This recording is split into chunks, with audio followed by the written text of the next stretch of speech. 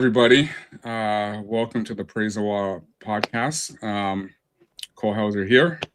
We're just doing a informal chill stream with a few people tonight. Um, so we'll just get started. SpydyrUnlimited, how you doing? I'm great. How are you today? I am well. I'm well. Thank you for having me on. I love talking in the good days of pop culture.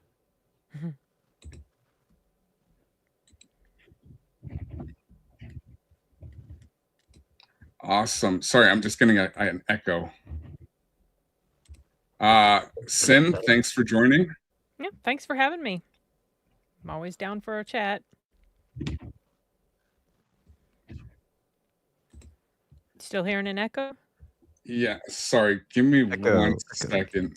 I don't know where this echo is coming from. Yeah, that's weird. I don't hear anything. Yeah, I'm clear.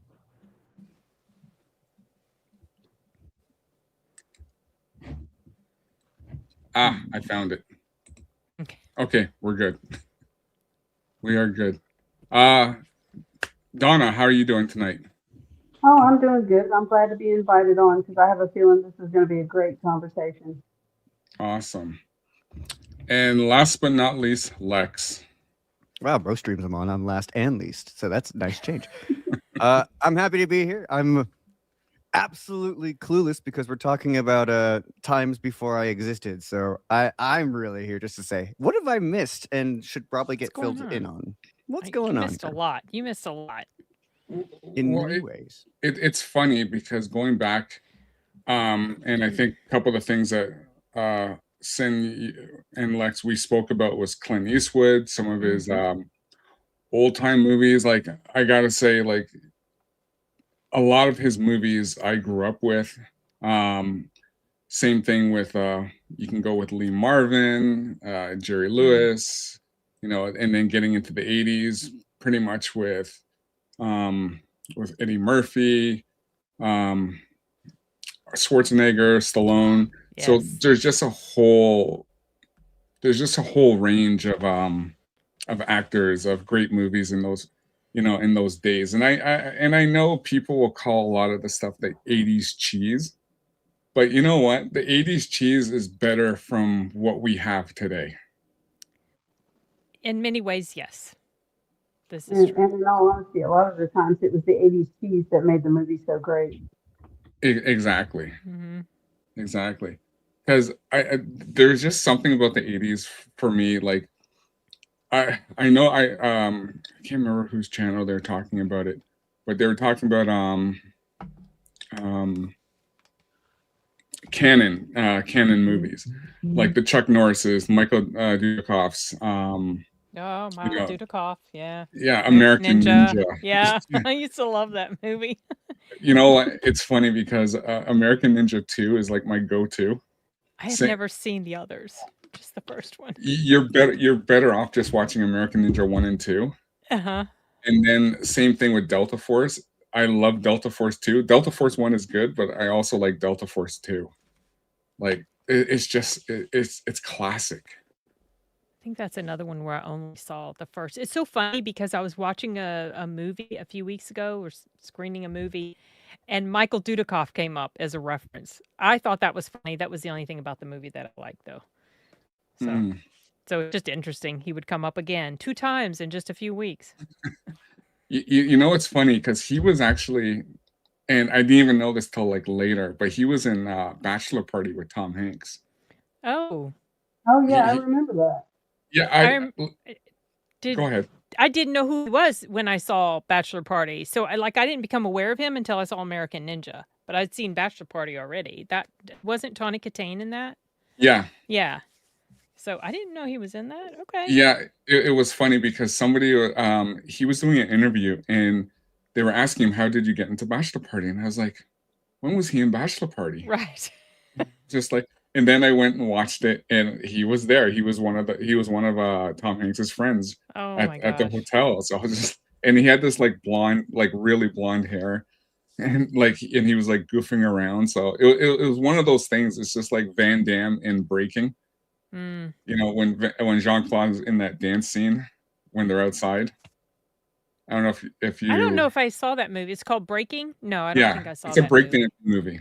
I think the very first thing I ever saw him in, he played a villain, and it was some sort of boxing, kickboxer type movie, but he wasn't Oh, the lead. No Retreat, He, No Surrender.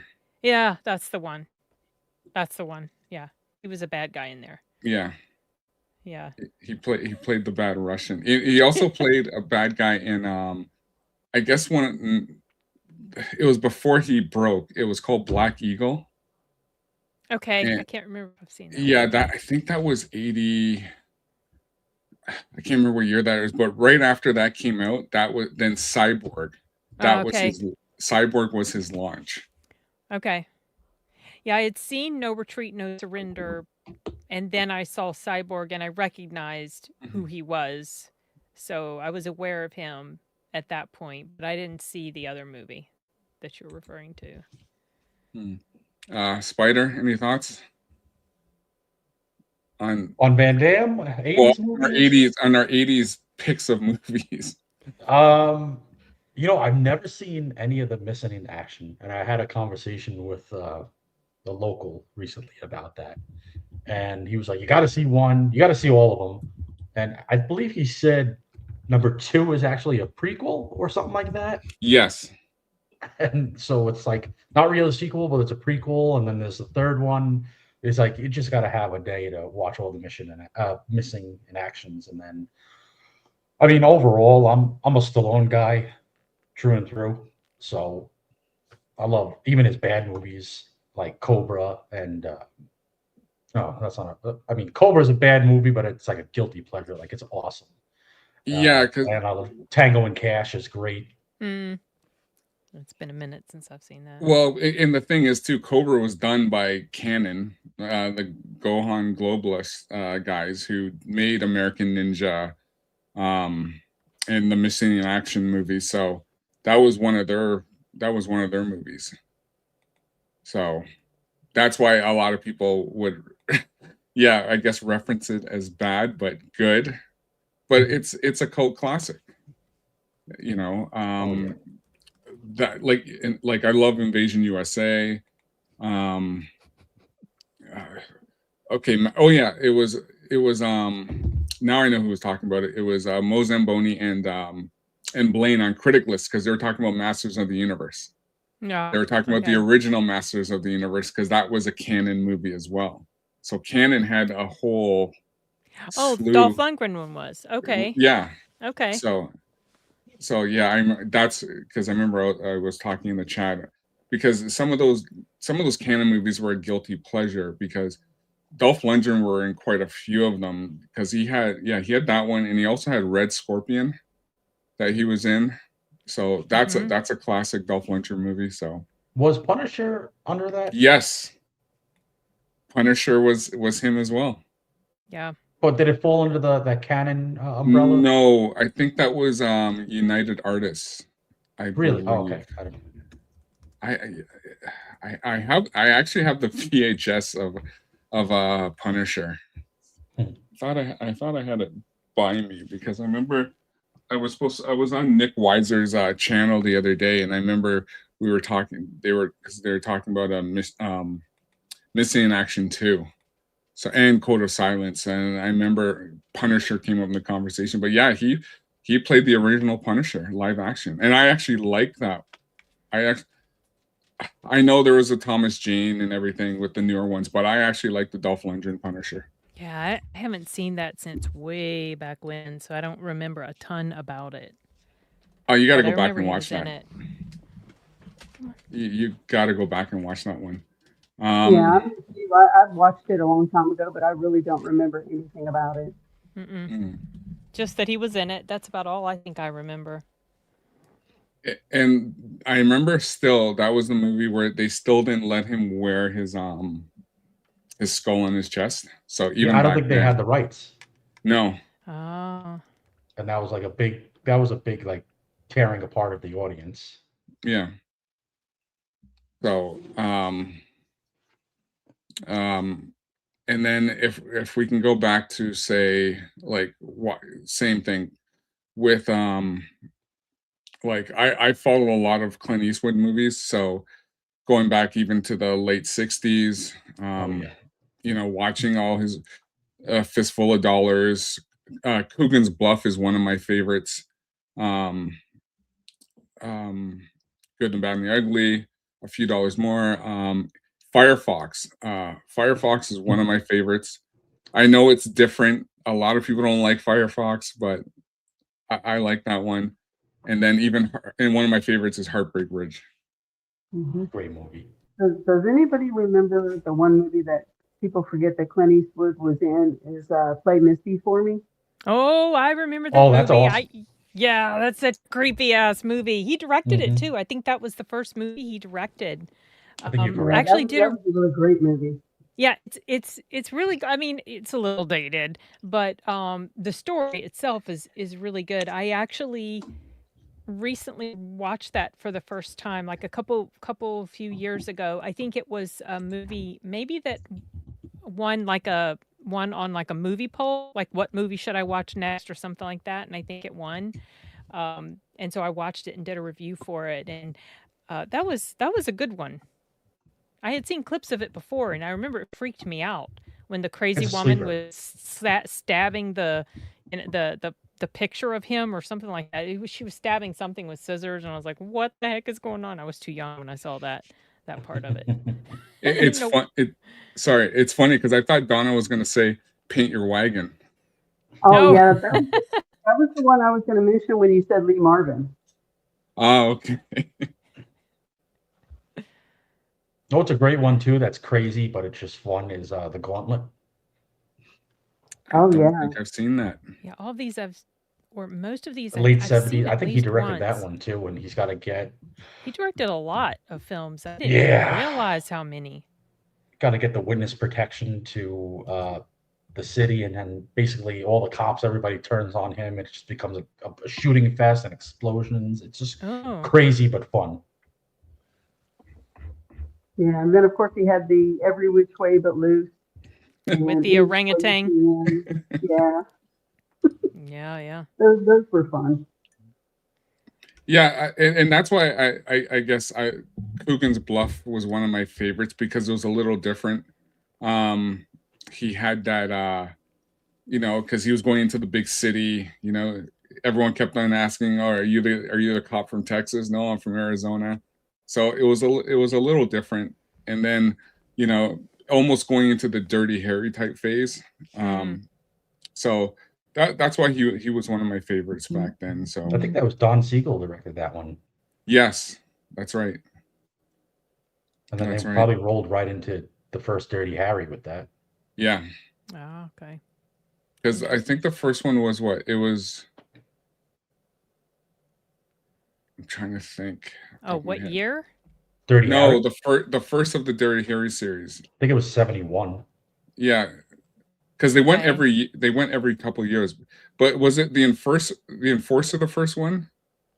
No, it was Dirty one. Harry. It was just Dirty Harry. Okay. One. Yeah, it was just Dirty Harry. Magnum Force was 2. Did you know that this is a little bit of interesting trivia, and maybe you already know it, but the real life inspiration for Dirty Harry, had you heard that? Who that was? No. Oh, okay. So have you seen Zodiac? I have not. Oh gosh. Okay. Wait, well, the David Fincher movie? No, go ahead. Spoil. Yes. Yeah. Okay.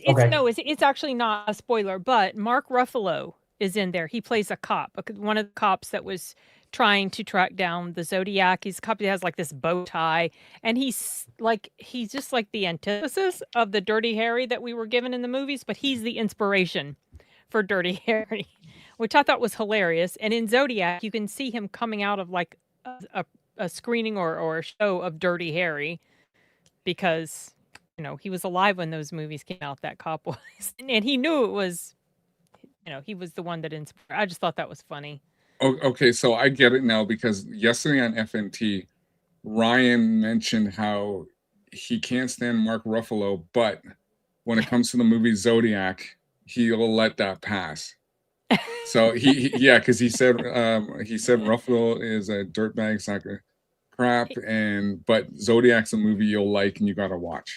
So yeah, it's a frustrating watch for me because I know it's unsolved, and unsolved mysteries just get under my skin. Like I want a resolution, but Zodiac is a well-made film. I did watch Ruffalo in something very recently, though. He wasn't too bad. Crime 101. But yeah, now you. I thought that tanked. The movie, I don't know how it did financially. I just went to go see it. I was a little late to watch it, and enjoyed it. I thought it was pretty good. I hate to say this, the only movie you've mentioned so far in this entire 15-minute stream that I've seen is Zodiac. I added a little counter to my name of every time you guys mention a movie I've actually seen, I'll increase it by 1. Okay, I see that. Oh, I see that. Oh no. Okay. Yeah, I've seen that. I wondered what that was for. Okay, I didn't notice till you mentioned movie scene. Yeah. Well, I know you haven't seen The Terminator because we talked about that the other day. No, I haven't. What the absolute heck? None of the 3 that count. Oh my gosh. Well, there's really. I mean, only I haven't 2 seen the that modern count. ones either. Well, you don't need to see the modern ones. You just need 1 and 2. Oh no. Yeah. Bad. Yeah, I mean, I watched them all, but Dark Fate is the only one I refuse to rewatch ever again. I don't mind Salvation. Yeah, I don't mind Salvation either. It's not my favorite, but it's probably the strongest one after the second one. I agree. The because they third one went just off to do their own story.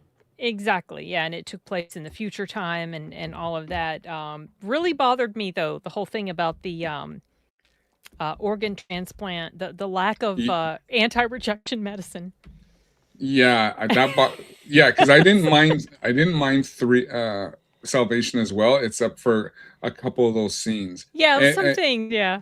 Yeah, some of those scenes were just why. Yeah, I know. I just stopped thinking and like I gotta get past this. Yeah, and the problem I had with 3 excuse me was 3 was the whole Skynet wasn't this massive computer. It was all cyberspace. Well, it was like it was AI. Yeah, that got it. I mean, but it was always AI because Kyle Reese said, machines, new, powerful, hooked into everything. So that tells you kind of like an AI type of thing that went on. Yeah, but it was just the way John Connor explained it at the end of that movie, where I was just like, the deleted scenes was funny though. I don't know if you've seen the deleted scenes. The one where Arnold is, what was he supposed to be? Sergeant Candy or something? Yeah, I'm Sergeant Candy. Oh my gosh! Like, Lord have mercy.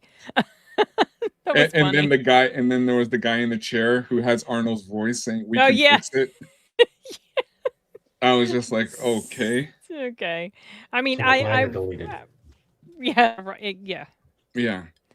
But Lex, watching 1 and 2 is not a bad idea because there's actually a movie that predates Terminator. It came out, I think it was 71 or 72. It was called Colossus, the Forbin Project.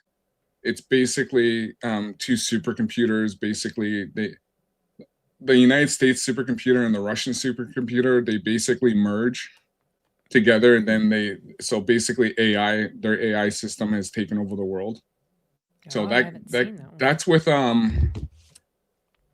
what's the guy's name? I don't know if anyone's ever watched The Young and the Restless. Oh, my mom used to watch it. My mother used to watch that. Yeah. Victor Newman. Oh, Victor! I know who you're talking about. Yeah, yes. the actor was the star in that movie. Yeah, Victor was the guy that was married to the stripper in Young and the Restless. That's all I remember. Yeah, he was he played the lead in that movie. Okay. So that was about AI, and then of course, and then James Cameron actually did have he had a 12-minute movie, one of his first, it was just about 2 people and they're fighting this robot vacuum or whatever. But then of course he launches into Terminator, and Terminator, the first one was great, and then the second one, and then that's pretty much all you needed. So good. Yeah, true. I mean, if you just want to see what the rest were like, whatever, they're just not as good as the first 2. They're so good. I love those movies so much. And then you can go I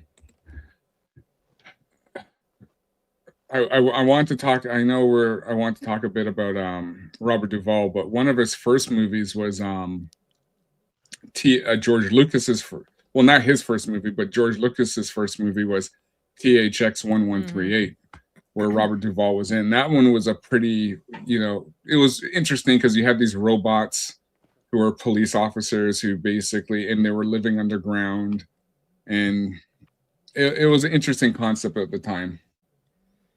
I've never seen that one, but I've heard about it. I like that movie.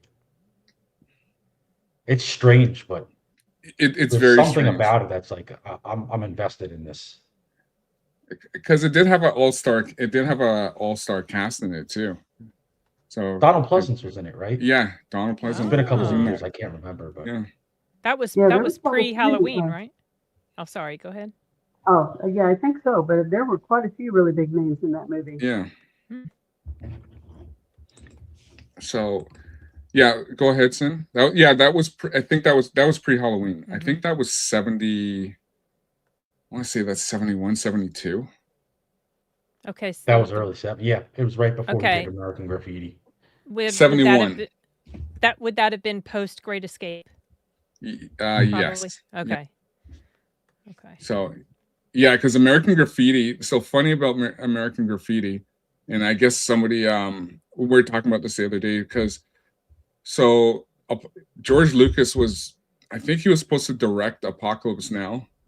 Yeah. And then what happened was he had to leave to do American Graffiti, and then Harrison Ford's character was named Colonel Lucas in honor of George Lucas. Oh. So that was little fun fact. Yeah. Well, the original concept for him to direct it was he was going to make it like documentary style, Mm-hmm.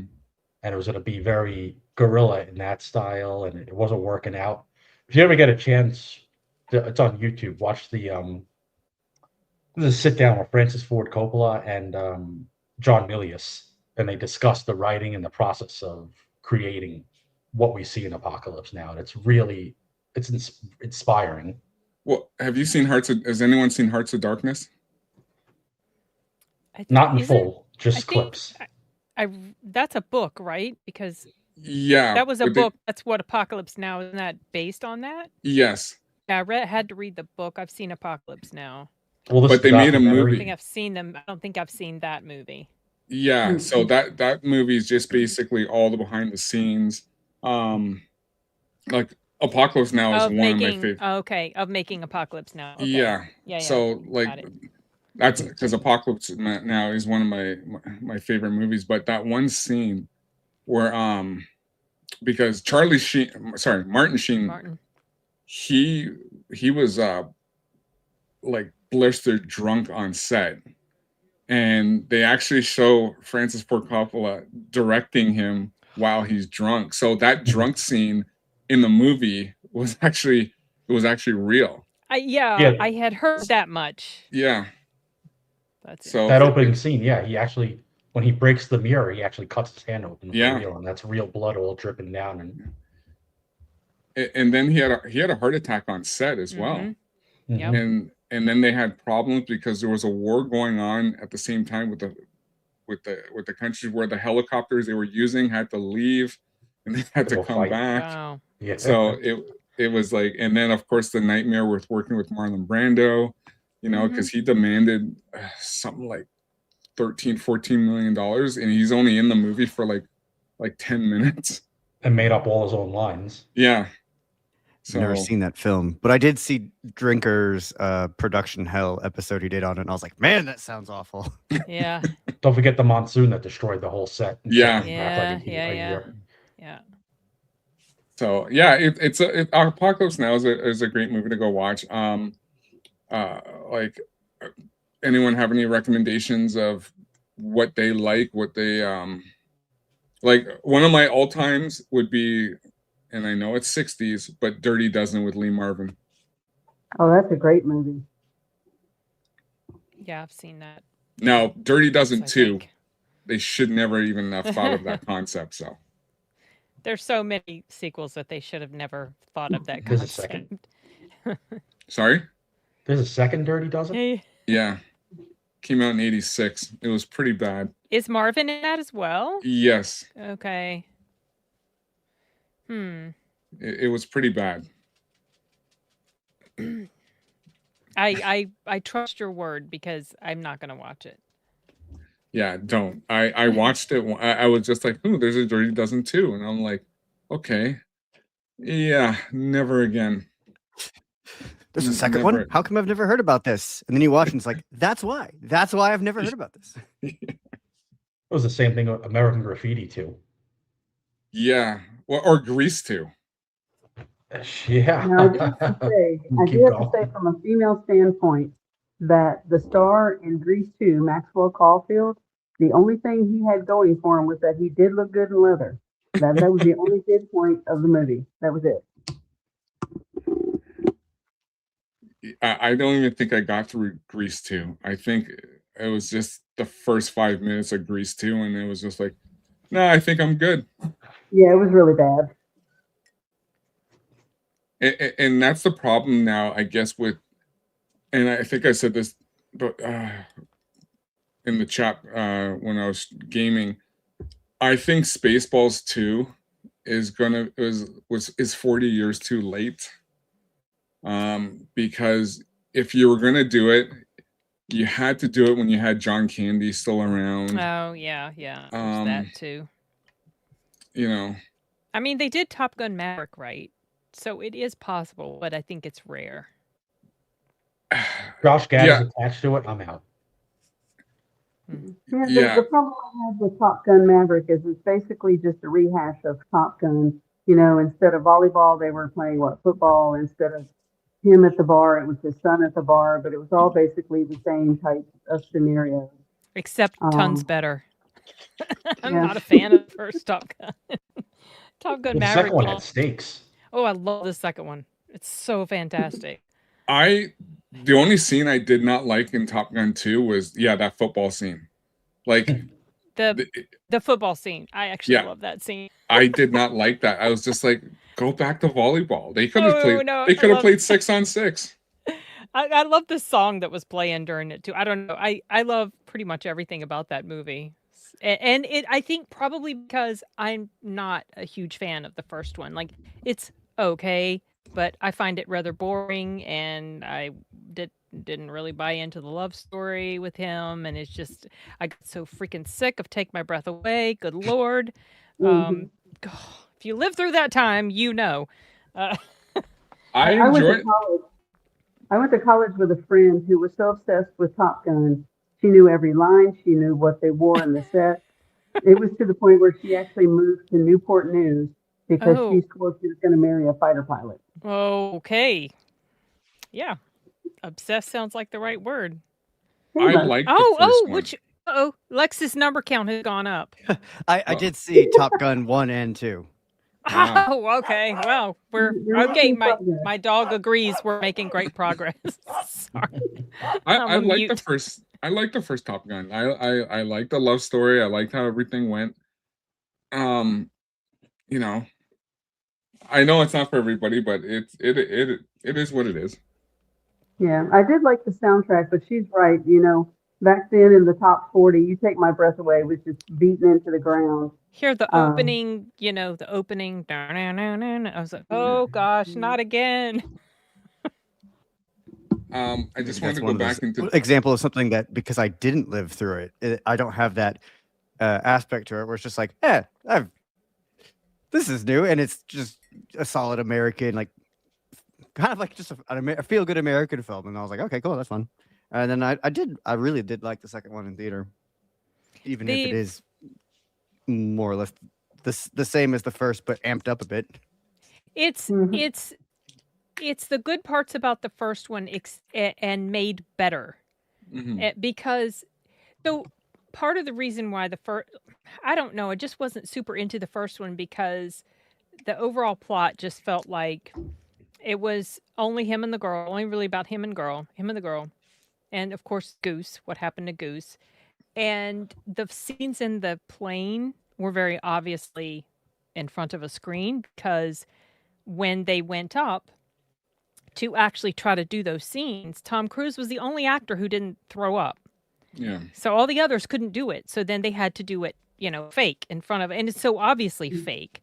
And so then when they did the second one, Tom was like, no, we're going to get trained. We're going to do this thing. So all the months that they went into it, and like just the quality of the filmmaking is amped up so much. And I loved how that was all put together. And I truly did not expect that, because I wasn't crazy about the first film.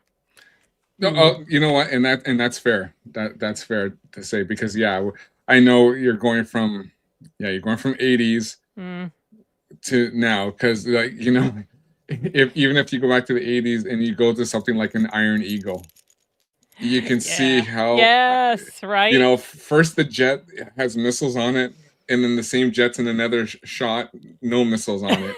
So it's one of those things. And listen, I like Iron Eagle. Iron Eagle is just one of those that was basically rival to Top Gun with the Air Force, but they couldn't make it work, even though they made like 4 movies of Iron Eagle. Oh, they did. I only saw the first one. I saw the first, second, and third. I didn't bother with the fourth, because the fourth just, having a kid basically stealing an F-16 to go rescue his Air Force dad in the Middle East.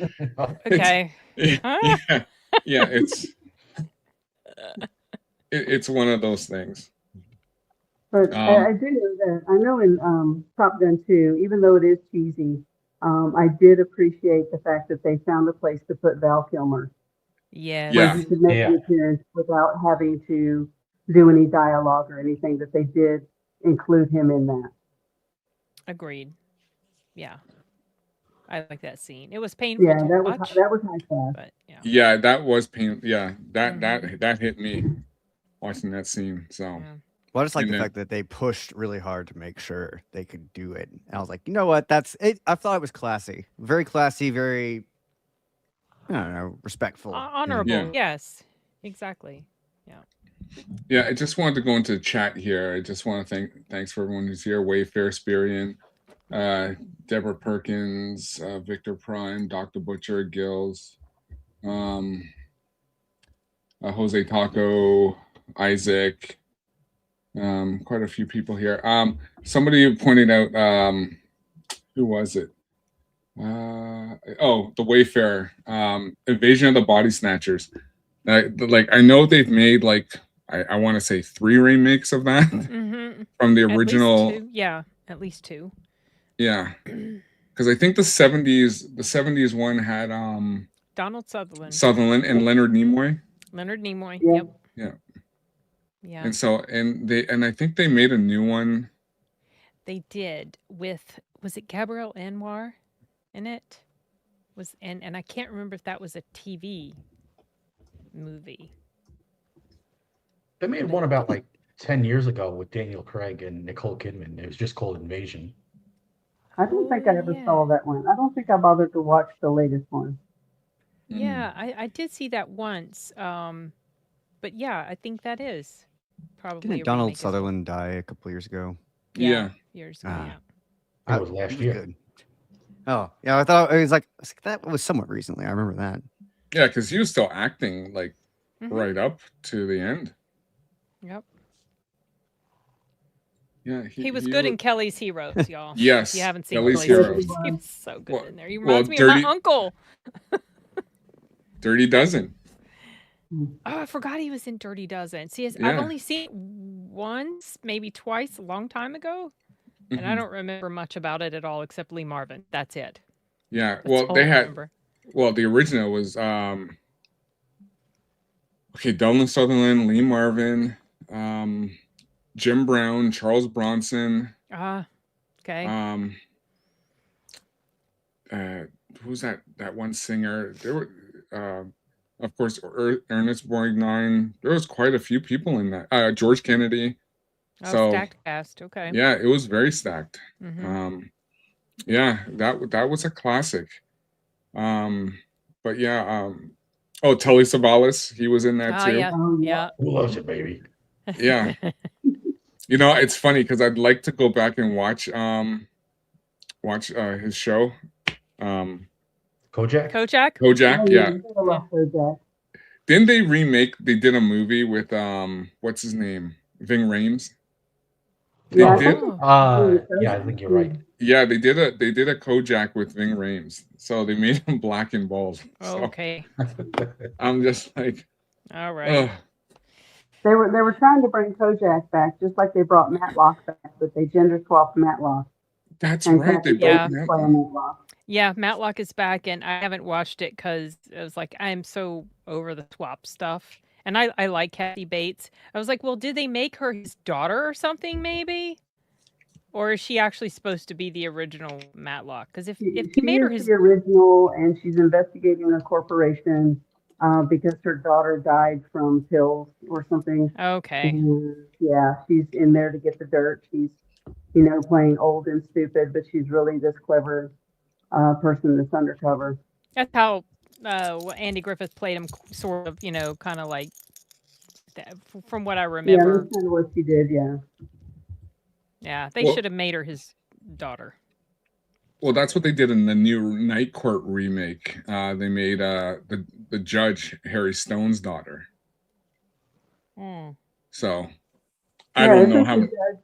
The blonde from The Big Bang Theory. Yes, I believe so.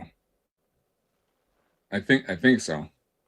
Yeah, I watched like a couple clips and I was just like, nah, I'm out. Like they did bring back John Larroquette, but it was like, yeah, I'm done. The original Night Court was better. It was funny. That's usually the way that goes. Yeah. Just reading here. Wayfair. Stallone was in Kojak early roles. Yeah, he would have been in a ton of stuff back in the day. He was in what was that? One of his first movies. I think it's a Roger Corman. Is it Death Race 2000? Yes, I love Death Race 2000. That is such a screwy movie. It was Stallone. He played Frankenstein and David Carradine. Yes. That was in the remake they did with Jason Statham and I think Tyrese. They didn't follow what the original did. Was basically it's a cross country because the United States is it's a dystopian. It's a state sponsored race. You get points, and they showed in the original. You get points for hitting pedestrians. Yeah, I forgot about that. So there was one scene where they're driving through a hospital and they see all these people, and then they just, you get that was the original with Stallone and David Carradine. Like, and the remake was like get out of jail. Like, yeah, that was your way of getting out of jail, if I remember correctly. Yeah, which I like the remake. I like that they kind of took it upon themselves. I didn't care for the and that's basically almost on anything when it comes to remakes. I don't care too much for remakes. It's how it's done and how are they going to do it right. Yeah, that's the thing. Are they going to live up to the original lore? So, because I get why they keep doing sequels for Terminator, but Arnold's pretty much aged out. You can only do so much. No, I hope they never remake it because they will. It would. Oh gosh, well, it won't be done right. It's just impossible. Every once in a while, a remake will surpass the original, like John Carpenter's The Thing. Yes. For instance, the Invasion of the Body Snatchers. What's that? The Thing was an excellent movie. An excellent remake.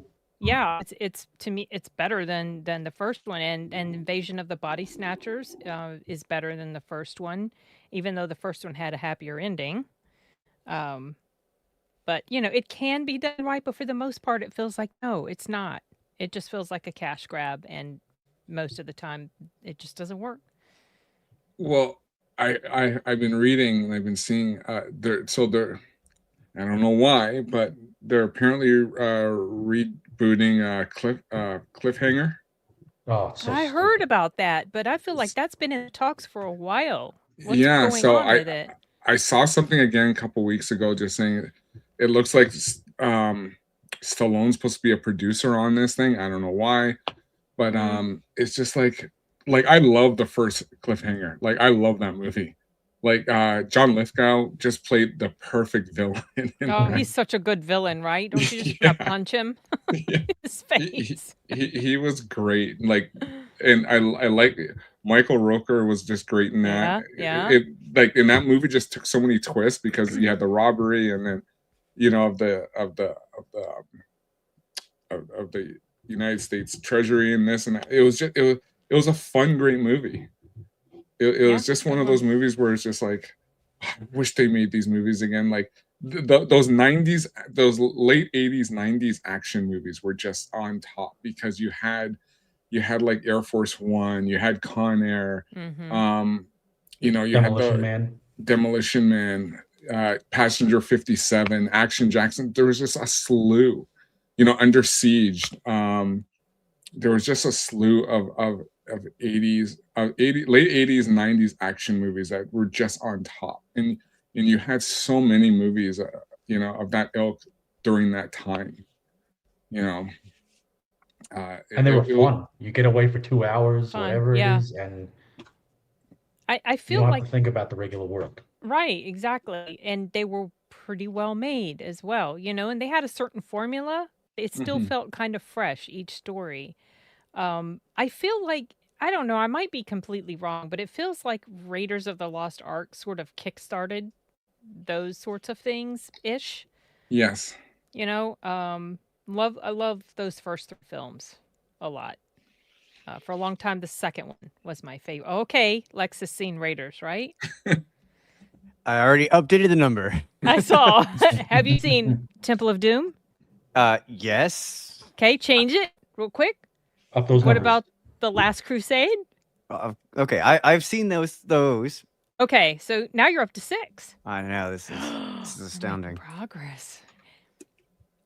Don't mention the other ones from that series; they don't count. I agree. I've seen I've seen all of them. Wait, there's more than 3? Yes. No. No, there's Okay. not.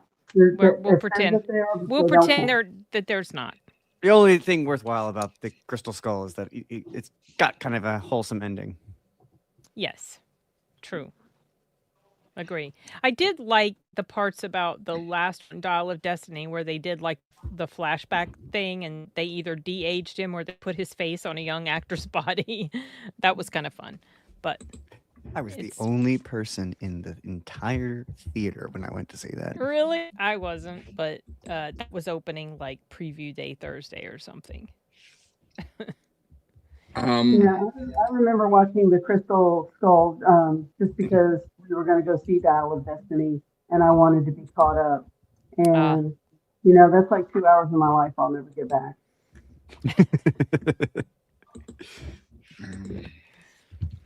Just chat amongst yourselves. I'm just bringing something up because I want to. Dial of Destiny is always on sale on Amazon Prime. I wonder why. It's always like $4.99 to buy or something. Oh, like I that. wouldn't even. I wouldn't. I wouldn't even waste the money. I didn't even see it. I'm not gonna give time. I would be more entertained by lighting a $5 bill on fire and watching it burn than going and seeing that film again. Mm-hmm. Oh, I don't plan to watch it again for sure. Won't be watching it again. Phoebe Waller-Bridge was annoying as hell in there. I did not like her. Can't stand her at all. Yeah. She ruined No Time to Die. Was she? Oh, okay. I haven't seen that. I didn't watch that. She was brought on last minute as a. Was she like a writer? Of it. Okay. Yeah. And she's also in charge of the Tomb Raider stuff. No thanks. Yep. No, thank you. Oh yeah, I remember this movie. So I just want Chamberlain, Sharon Stone. So I just want to point out, like, because you had the Indiana Jones movies, but then you had a bunch of movies that said, "Oh, you know what? We're gonna do almost the same, the same style, the same, in the same lore." Like they did, he did this. There was also Chuck Norris and Lou Gossett Jr. They did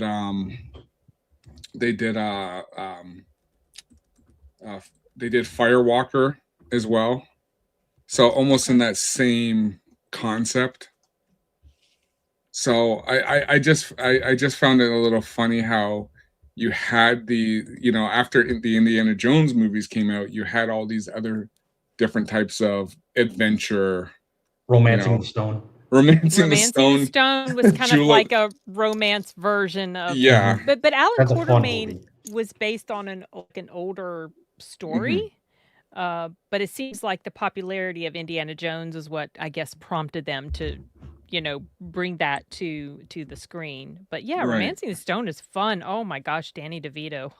Yeah, Jewel of the Nile, the second one. Yeah, that one's good Yeah, too. still good. Yeah. Yeah, Yeah. see, and that's the thing. And like I said, you had some great movies back in the day, with these legendary actors, and it's just like, where have we gone from the? And they played all these types of roles, Mm-hmm. because I remember watching Romancing the Stone. It's like, hey, this is fun, Yeah, it's absolutely it's a good time. Yeah, Romancing the Stone is one of those over-the-top movies that you acknowledge that it's over the top, but it's just so much fun that you really don't care. Exactly. That's the perfect way to put it. And Danny DeVito just he was so much fun in there. I don't know, his little short self. He's always up to something. You know what was a great answer to Raiders of the Lost Ark? Was ironic enough, and that's probably why they did it, was Quigley Down Under. That's Tom Selleck. That was the one I was thinking of. Yeah, because that is such a fun movie. It's supposed to be indie. And Alan Rickman was the bad guy. Yeah, it's been ages since You gotta love Alan Rickman as a bad guy. He just does it so well. So good. Yeah. Chews up those scenes, doesn't he? He was the best part of Robin Hood, Prince of Thieves. Yeah. Absolutely. The part where he just keeps coming after him, and the fight at the end between him and Kevin Costner was really good. Some of the quotes in there wasn't it his character that said something about that he would eat someone's heart out with a spoon. Oh, that was. And his cousin was like, "Spoon? Why a spoon?" or something like that. Yeah, because it's dull, it'll hurt more. It'll hurt more. So funny. Jerry Sills is asking, how many of you on the panel have watched the Tarzan movies of the 40s, 50s, and 60s? Can't say. I saw the Tarzan movie from the 80s, early 80s, the one with Bo Derek in it. Yeah, I saw that one too. TV Tarzan movie. I don't really think I watched the ones that were much older. Yeah, I think everyone, when Bo Derek was in, everyone was like, "Yeah, we're watching her movie." Gonna watch it. Listen, I even watched. No, sorry, that's not Bo Derek. That's Olivia Newton-John. I actually watched Xanadu one time. I was just like, "Oh my god!" I thought I was the only person on earth that watched Xanadu. We used to play music from that soundtrack. What have you seen, Lex? I'm curious. Every time that number goes up, what is it? I did see Robin Hood, Prince of Thieves. Oh, okay. And yes, one. Rickman was wonderfully hilarious in it. And it's been a long time since I've seen it, but I've seen many different people talk about it since. And like that, I didn't realize when I watched it how big of an impact that Rickman had on the film, because it was just, you saw it and he's there. But some of the commentary about like how, imagine it would have been like if anybody else had that role. Would the film have worked? And a lot of people are like, no, it would have completely fallen apart. No, because Kevin Costner couldn't carry that himself. I don't think he was a super compelling lead character. So Alan Rickman really helped prop things up. Yeah, he was good. Speaking of Kevin Costner, I may get some hate for this, but who here liked No Way Out? I saw. I've never seen it in full, so I can't give you a. That was with was Sean. Gene Hackman. Gene Hackman, Sean, whatever her name is. I've seen it once all the way through. I think I liked it. That was back in the 80s when I saw it. I just remember, wow, he hooked up with her pretty quick. And Yeah, then, Sean she's Young. dead. Yeah, Sean Young. Oh, she's Gil dead said. because she got killed. Okay. Yeah, it's been a bit. Isn't there a twist at the end, right? Yes. Okay, about his character? Yeah. Okay, yeah. So I don't want to say it for anyone who haven't seen I it. liked it. I thought it was a great suspense movie. It was Mhm. actually a really good movie. I know a lot of people. I know there was a scene in a Family Guy when Chris walks out of that movie and says, "How does Kevin Costner keep getting these roles?"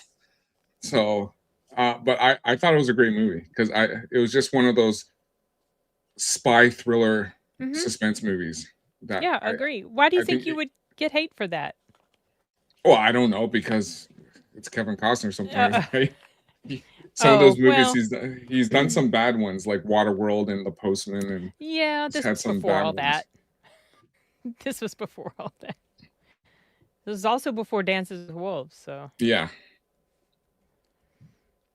So, um, someone in the chat, has anyone seen any movies in black and white? Yeah. Definitely. One Yeah, of I the love ones, black and white movies. yeah, one movie I was watching Master Science Theater 3000, and they were showing Girls Town with Mel Torme and Paul Anka. I can't remember the actress's name, but it was actually pretty good. So it was an old school black and white. So where they're in a race, somebody gets killed, and they blame the one girl, and she's in this boarding house, and that's why they call it Girls Town. But yeah, it had Mel Torme in it. It had Paul Anka because Paul Anka was singing in it. It was one of those fun black and white movies. I love Yeah. black and white. I've seen multiple black and white. I'm not a huge fan of older movies. And absolutely despise silent films. Cannot stand them. But my favorite black and white movie would probably have to be Psycho. I think that's a fantastic film. Lex, have you seen it? No, his number. Wait, which one? Psycho. No, I have not seen that. Oh my god. If you want to talk about black and white films, I mean, I have gone back and watched like Nosferatu from the 20s. Yeah, and the Phantom silent of the film. Opera from Yeah, that the time, and, like, silent film. some of the old Dracula movies. Yeah. So I've Yeah, seen those some of are, those. those are still creepy. What's that?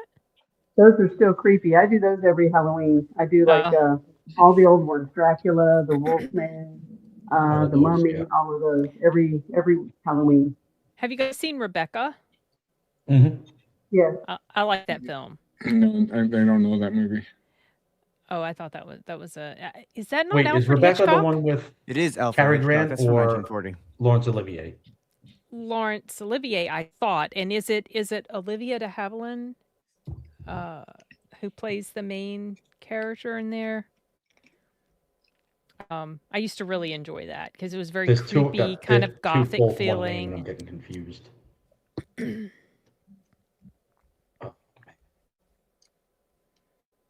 It's been ages since I've seen it. I think when I watched it was when we rented film reels from the library and put them on a projector. Oh, now I'm drawing a blank, but I think it's the one we're thinking of, the correct one. You talking about When Rebecca? he's fingered right? for the murder or accused of trying to murder her. So Rebecca, that's the one where she marries this guy that's lost his first wife has died, and she goes to the place where he lives, and he's like this big mansion, and there's this housekeeper that is just like quite villainous, and she is resentful of the new wife, and then you find out the mystery behind what happened to his first wife. So it feels kind of gothic-y, mysterious, sort of romance. Yes, now I know the one you're talking. Yes, Yeah, that is the that one I'm one. thinking of. Yeah, I always thought that one was good, but I haven't seen it in decades. So the movie I was talking about, Girls Town, it's with Marnie Van Doren, Paul Anka, Mel Torme, and Eleanor Donahue. So What year? yeah, 1959. Okay. So Great movie. It's a lot of fun. So I haven't seen that one. I did see also the 39 Steps, another Alfred Hitchcock film. The 37 one. Yeah, way back in the 30s. That's a really great very one. very old, but actually pretty good. And then there was obviously I think Bringing Up Baby, was that Cary Grant? Cary Grant and Katharine Hepburn. Katharine Hepburn, yeah. And then Father of the Bride, Spencer Tracy, Elizabeth Taylor. So there were, probably a long time ago, I watched more black and whites than I do now or have recently. well, there was also that Cold War thriller by Alfred Hitchcock, Topaz. Oh, that was late 60s. I don't think I've seen Topaz. That's a good one. I believe you because I really like Alfred Hitchcock's films. Did you see The Torn Curtain? Yes. I like Torn Curtain better than Topaz. Then Topaz? Okay. But, I recently rewatched Vertigo. It came back to the big screen last year. And I remember when I first saw it, which was decades ago, I liked it. But then upon a rewatch, I wasn't as crazy about it. Yeah. So I don't know. Maybe some of his films don't age as well for me. Yeah, that's true. And I think the ones that I watch the most of Alfred Hitchcock is The Birds. And I watched New Window with Jimmy Stewart. Ah, that's a good one. Yeah, and I watched North by Northwest with Cary Grant. Rear Window, she said, and Rear then North Window. by Northwest. I Rope used is to good if you love ever see North by that. Northwest. Oh, Rope is really good. Oh yeah, Rope. Yeah, it's been ages since I've seen that. That was also Jimmy Stewart, right? Yeah. Yeah. Okay, it's been a while. Did you ever see Frenzy? His film Frenzy. I've heard of Frenzy, but I never saw it. Yeah, it was pretty. Frenzy was the one that was his second to last? Yes, because his last one was Family Plot. So I Yes, think it was Frenzy second blew me best. away. I didn't expect any of that. Right? It was like, whoa, okay. I'm like, whoa, okay, we're in the 70s now. Yeah, right? Exactly. Oh, that really threw me for it was great. Yeah, it was good. I thought it was good. It kind of shocked me a little bit because I was used to, Alfred always kind of tried to sort of push the boundaries, it still felt like things were a bit restrained. But with Frenzy, it was like, oh, yeah, no. Not at all. I don't recall ever seeing Frenzy. It's about a serial killer. Hmm. Yeah. If you like Hitchcock, it's worth checking out. Yeah, that's one I'm gonna have to look up and watch now. Yeah, I've heard of that one, just never seen it. And I don't know why, but it was just one of those ones I haven't seen yet. But it's on the list. Okay.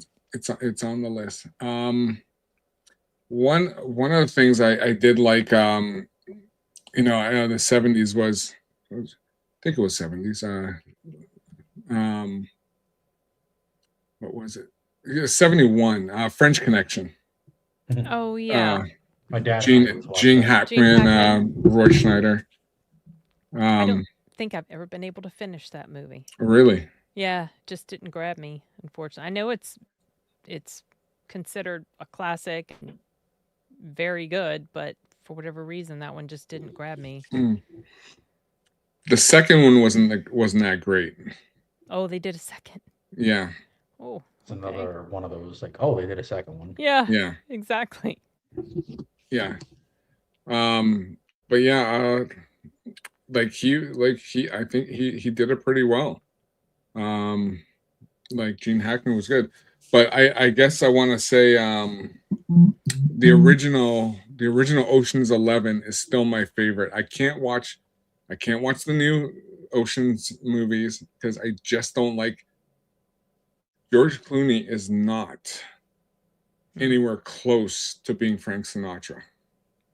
So that's why that's the one he plays. Okay. So that original one for me, it's hard to watch because it's very. To watch them is great, but like when they were spraying the handles and that's where, yeah. I'll watch that. I'll watch the original Ocean's 11 every New Year's.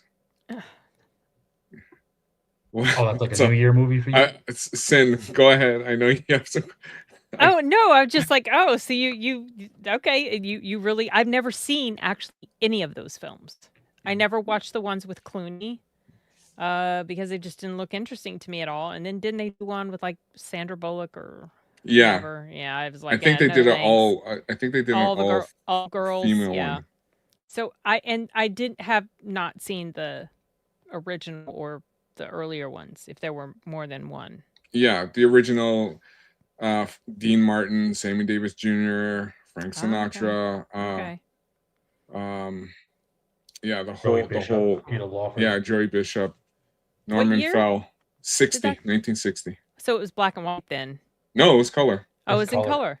Yeah. Okay. Well, maybe I'll check it out then. Stella Stevens. Yeah. Yeah, it was classic. I love that movie. It's one of the best. Bobo Yogi, you're old as F. I ain't that old. Because the French Connection. Remember, there are movies that came out that I go back and watch. You can go back and watch older films. Well, I we'll watch say films Cold older Kohlhauser. than me. We'll say Kohlhauser. I'm actually the oldest one on the panel. I'm no. not. Yeah, you're the baby. Maybe all of y'all are babies to me. And then of course you had you had In Heat of the Night, Sidney Poitier. Yeah. His movies were always bangers. I love In Heat of the Night. To Serve with Love, and of course, Guess Who's Coming to Dinner. You know, Right. Spencer Tracy. Yeah, classic. Did Sidney anybody Poitier ever watch movies. Did anybody watch the '70s show that spun off of In the Heat of the Night with Carol O'Connor? No. You talking about the Heat of the Night like TV show? Is that what Yeah, the TV show. I think that was in the 80s. Was it the '80s? I believe so because he did All in the Family in the 70s, and then Archie Bunker's. Oh, that's right. It was after the All in the Family, wasn't it? Mm-hmm. Yeah. Okay. Yeah, that was a pretty decent show. I mean, it was nowhere close to the movie, but it was pretty good. Yeah, I used to watch that like at my grandma's house or whatever. But speaking of the 80s and sort of taking a shift in tone, have you guys seen The Black Stallion? Yes. Which one? Say it again. The Black Stallion. The Black Stallion. No. I had the Black Stallion book. I read all the books back in the day. Movie is beautiful. It's so good. Yeah. Definitely was the kid's name Alec? Yes, the character's name was Alec. Yeah, the character. Sorry, the character. Kelly Reno. Yeah, and then of course they made the second one. They were pretty accurate to the book from what I remember, but they stopped after the second one. I don't enjoy the second one as much as the first, obviously. Never do. No, and it's also kind of sad. I don't like how it ends, but the first one is just an absolutely gorgeous movie. I would love to watch that on the big screen. I never got the chance to see it. I can't remember if I saw it on the big screen or not. I can't remember. I don't recall ever seeing that movie. Yeah. Oh, you must. I mean, it's a sweet, beautiful film. It's about this boy who's on a ship with his father, played by Hoyt Axton, who was the father in Gremlins. And while he's on the ship, it's like takes place in the 50s, I believe. And while he's on the ship, he sees a stallion. They're bringing the stallion. They're locking him up or whatever. Something happens. There's a shipwreck, and he and the stallion are the only ones that survive. And he grabs hold of the stallion, and they end up on this desert island, and they live there for a long time until he's rescued. And then they get brought back to civilization, and then Mickey Rooney enters the picture, becomes like a horse trainer because they see how fast this stallion is, so they want to put him in the race, like the horse races. It's just it's so well shot and beautifully scored. It's just a lovely movie. Very sweet. Yeah, that was Francis Ford Coppola. Yes. Oh, he directed? Yes, he did. Yeah. Mm-hmm. So yeah, that was I remember all I remember is there was one point, I think, yeah, it was been so long since I saw that movie. And because I think my parents took me to that. Lucky. Yeah. I that wish was- it would come back. I wish it would come back. I would so be there, because some films you just have to see them on the big screen. And that final scene, in the race, the music that plays, oh, it's so good. And taking another sort of turn, have you guys seen The Secret of Nim? I can say no. I haven't not seen Oh. that. And that's, like, these are films that kind of so I don't typically like sweet, cutesy, or animated films, but Secret of Nim is one of the few that I absolutely adore. It's based on a book called The Rats Is that of with the Nim. mouse? The Rats, yes. Okay. Yes, the Yes. rats. Okay, so I know of it. I don't think I don't think I've ever seen it. So But I good. know I of didn't it.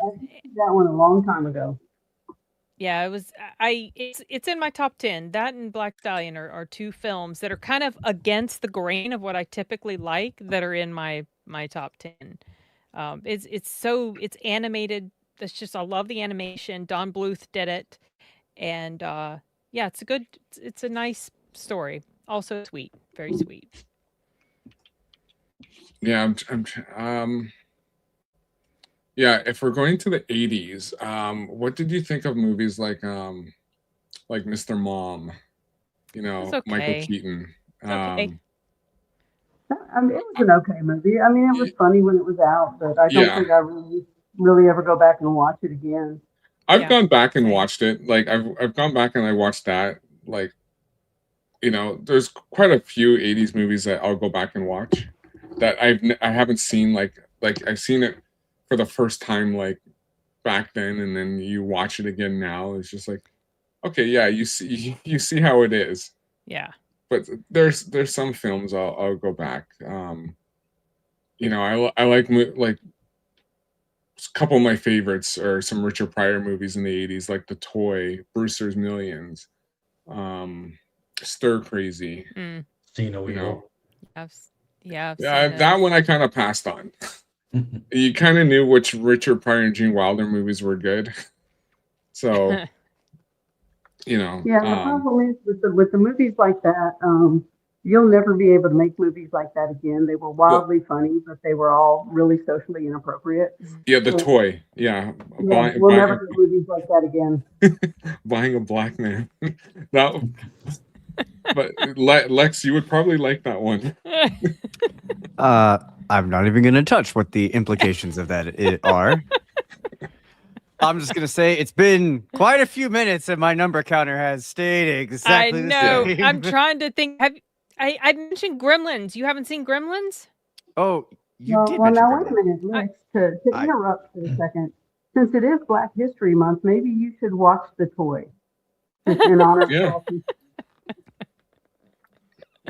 Okay, so you've seen Gremlins. Finally, the counter went up. Yeah. Have you seen Batman, the 1989 Batman? Well, of course I've seen that. Okay, That's so a classic. all right, okay, Well, you But know what? I kind of like the game of seeing how the conversation okay, evolves because I'm organically. just trying to guess. Okay, I'm trying to just kind of throw these movies out there and see what sticks. Well, DH 1031 pointed out Spies Like Us. I love Spies Like Us. I just watched it recently. Yeah, What? Dan Who's Aykroyd. Dan Aykroyd. Dan Aykroyd and Chevy Chase. Chevy Oh, Chase. that's Yeah, a good movie. Oh, that movie's great. I used to like Fletch as well. I love Chevy Fletch. Chase. Yeah. The first Fletch, yeah. one. The second one was bad. The TV series was bad. But the first one was just great. Yeah, they came out with a TV series. Wasn't there another movie recently too? Yeah. I didn't see. haven't It was seen John it. Hamill's Fletch. Oh, okay. Yeah, Never that's saw it. It's right. called like I know. Fletch Lives or something like that. Yeah, something like that. Well, no, the second movie was Fletch Lives. Oh, That Confess Fletch. That's the name of it. Okay. Okay. Yeah, it's I didn't been even a while bother. since I've seen those. Yeah, no, Yeah, I didn't bother to watch anything past the first Fletch. yeah, the first Fletch was great. Like beyond what he's become now, but like his movie, like I liked the first Vacation. I liked the second European Vacation. Christmas Vacation was good. You know, he had a handful of stuff that was decent. Three Amigos. Three Amigos, Oh, yeah. Modern Problems. I think that was. Did you ever see him. Memoirs It of was an also- Invisible Man? Yes. Also, I'd like that one. Foul Play with Goldie Hawn. Yeah, Foul Play. Yeah. Yeah, Memoirs of an Invisible Man. That was pretty good. I was like, that was like good-hearted movie. Yeah. And that was John Carpenter, I believe. Yeah. Oh, that was a John Carpenter film? Mm-hmm. I don't think I've seen that, or if I have, I just forgot. I'm not huge into Chevy Chase. No, and that's why I said there's only like there's like a couple of movies that I like, and then that's Yeah. it. Yeah, the Caddyshack and The Wayfarer. Who remembers Barnaby Jones? That's going way back. I remember the name. I can't. The series Barnaby Jones Yeah. Right? with Buddy Epson. Yeah. Yeah, I don't think yeah, I I'm saw that an old. I don't think I saw an episode of it. There was Barnaby Jones, and there's Macmillan and Wife. I don't know if I anyone remembers I that. have heard of McMillan and White. That's with the guy in the cowboy hat. Okay. Wasn't it Dennis Weaver? Yeah, Dennis Weaver. Dennis Weaver, That's okay. right. I was thinking the Rockford Files. That's a Gardner. Yeah, James Gardner? James Gardner. Yeah. Yeah. There was some like when you had. I love Starsky and Hutch. Oh yeah, Starsky and Hutch. Yeah. I And then go of course back. the movie. The movie, I watched the movie once, and I will never watch it again. It was fun, but I was like, I don't remember the TV show being comedic. Well, you know what? They turned Exactly. it into a comedy. Exactly, and they had to make the whole point of bringing Snoop Dogg into it to play Huggy Bear, and it wasn't like that. Like Huggy Bear was not like that in the TV show. Oh, okay. I didn't even know Yeah. that Huggy Bear was a Yeah, character in the show. yeah, Okay. all right. Antonio Fargas. Okay. Yeah, Um, they just made it into a really bad parody. yeah, it was well when you put Ben Stiller and Owen Wilson in a movie, that's what you get. Yeah. Yeah, You know, it's like the Chips movie. Like, yeah, they made that comedic too. Yeah, Chips was not a comedy. Well, neither was the Green Hornet, but they did No. that as well. Yeah, that's right. They did that. Yeah, I didn't watch either of those last two we talked about. Yeah, didn't either watch did I. those movies either. Anytime I hear of a remake coming out, I'm just like, I'm good. I don't need to watch it. We'll let the you'll let the Garys and the critical drinkers watch those, and Them suffer through it. yeah, and then we'll watch the review, because I don't like any of these these shows that they're watching. Like, I won't even watch. I'll just watch the reviews for it, and that's it. Yeah, the Police Academy films are fun. I would say 1, 2, 3, and 4. I know they went to 7. I Oh, think they went to 7 or maybe more, but the first 4 I liked. I remember enjoying them back when I used to like comedy films more. Yeah. Well, Bobcat Goldthwait, loved him in there. yeah. So we were actually talking about this Revenge of the Nerds. Yeah. We were talking about that in our stream the other day. It's like Revenge of the Nerds. Okay, if you go back and you look at like that movie, you could almost say that movie could be made today from the context of it, but they couldn't because of what they did in those movies. Oh, I don't remember Right. enough about them. So No. one of the characters was a black guy, Larry B. Scott. His name was Lamar. He was gay, right? And he had these gay tendencies in the movie, but it was accepted because of who he was. So it was fine because everyone knew what he was doing. But now they would have to bring it out into a different they would have to bring it out into a different spectacle of if they were going to. They would never touch Revenge of the Nerds, but most You of know. them. like Revenge of the Nerds was funny, because it's basically it was the nerds versus the jocks. So it was all about the nerds back then. That's why, it was huge. So, and they come, we're a bunch of nerds, and you go back and watch that movie, it's basically how it was. So, yeah, Revenge of the Nerds was great. You had a lot of the John Hughes's movies. You had Breakfast Club. You had St. Elmo's Fire. One of my favorites was Lesson Zero, and that was Robert Downey Jr. Oh, Lesson Zero. Yeah, I Yeah. didn't catch the first part. Lesson Sorry. Zero. Yeah, I remember. I've seen that movie once. It's depressing as hell, because it's about.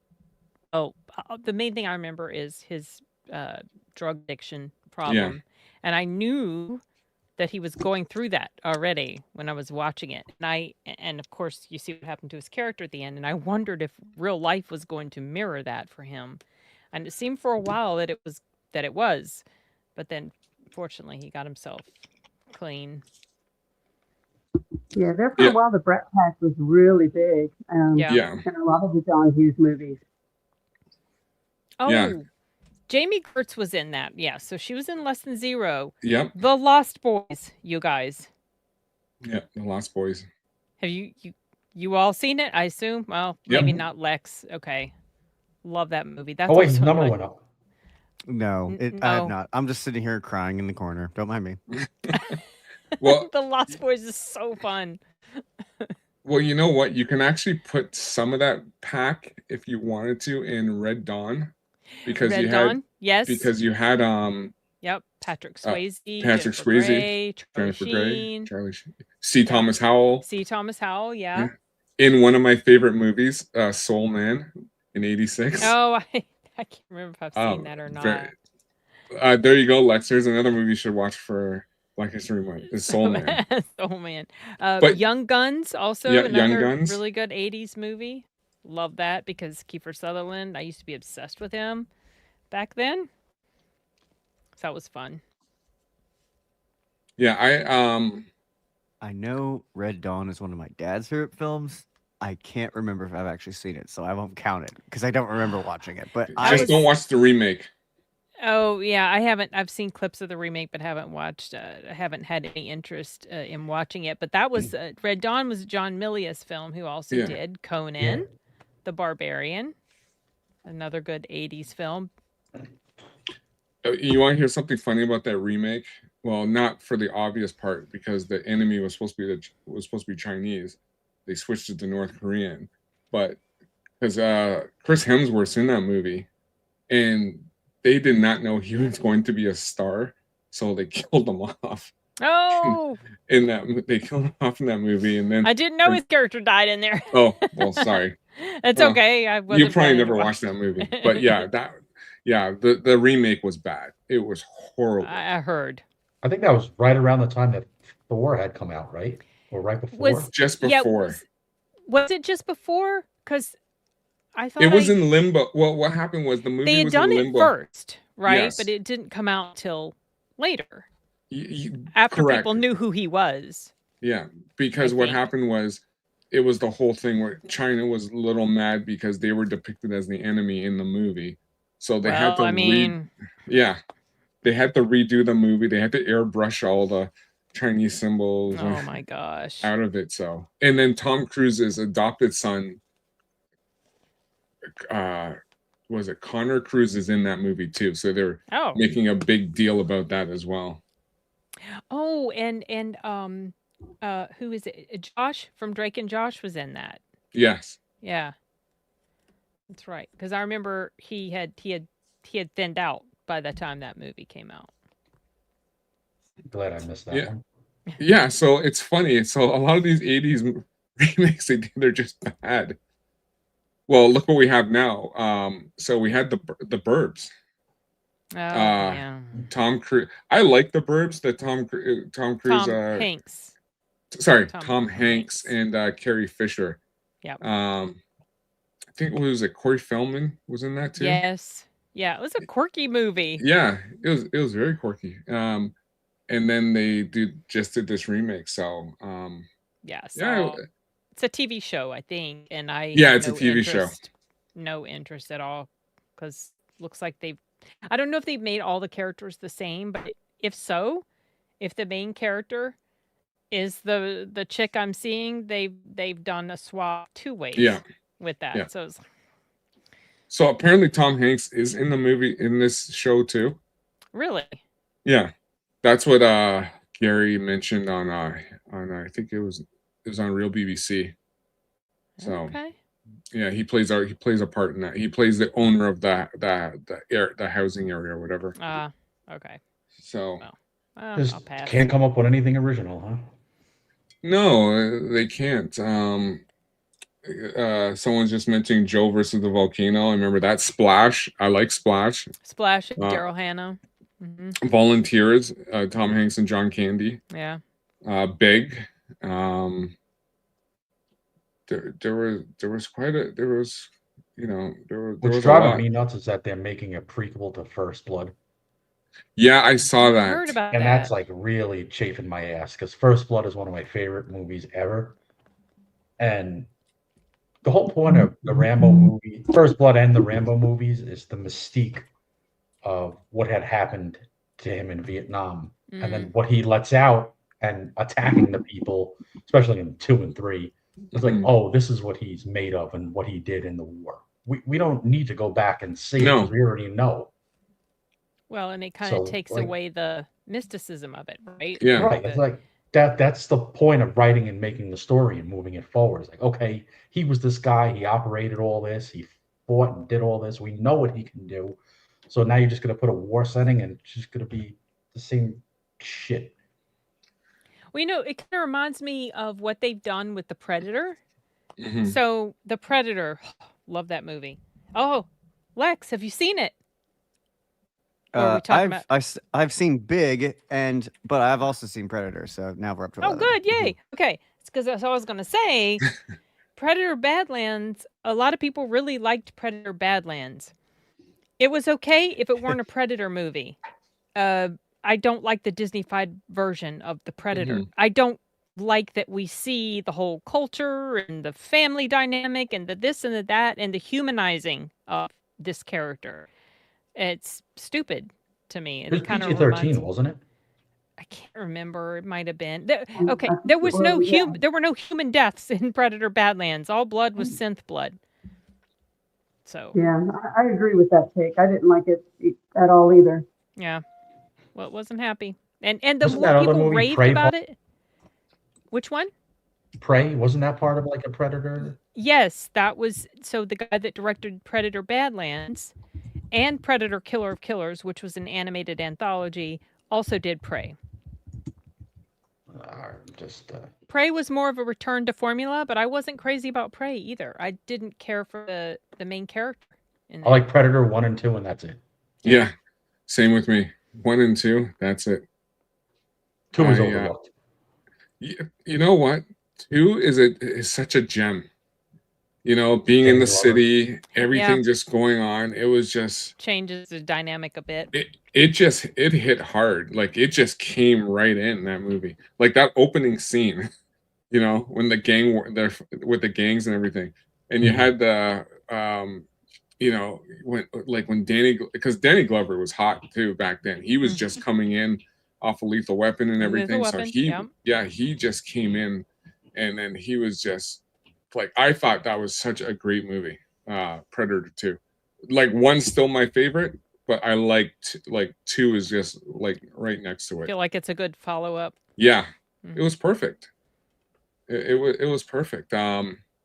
Because I guess nobody thought that would a movie that had Schwarzenegger in the first one, would it live up to the hype not having him in the second one? And I think it worked. Because I went to the theater to see the Total Recall remake, and I literally we left. We left during that movie. We walked out of the theater. That was so bad. That was Colin Farrell. Colin Farrell, Kate Beckinsale. So I never seen it. I haven't watched that completely, but and I love Arnold. Like Arnold is my guy. I mean, he's like I'm an Arnold guy. Uh, love him. Love most of his movies. Not all, but most of his movies. But I was never crazy about Total Recall, and I know it's a favorite of a lot of people. But I I thought love it was Total just Recall. too. I know a lot of people really do, and I feel like I don't understand fully why do I not, just like I'm not super crazy about The Running Man either. And I read the book after I saw the movie, and I was like, wow, this book's so very different from this movie, which I thought was kind of goofy and hokey. And then I watched, the remake. In my opinion, it's not a remake of the '87 movie. It's just a better, more faithful adaptation of the book. So some people didn't like it because I think they felt that it was a remake of the film, but I don't consider it a remake of the film. But I wasn't super in love with that one either. Maybe because I Yeah. just the storyline, the subject matter just doesn't appeal to me much. I I have to laugh. I'm only laughing because I know they've made much about Total Recall now because of that line where he's like, you can't shoot me, I'm your wife, and then Oh, yeah. consider a A divorce. divorce. Yeah, a divorce. Yeah. I gotta say, like, I love that line. He's got a I lot of crazy, ridiculous, but good ones in his movies. Yeah, I like Running Man, and Running Man's actually was directed by Starsky and Hutch guy, Paul Michael Glaser. Yeah. Some of those movies were just fun. Commando was fun.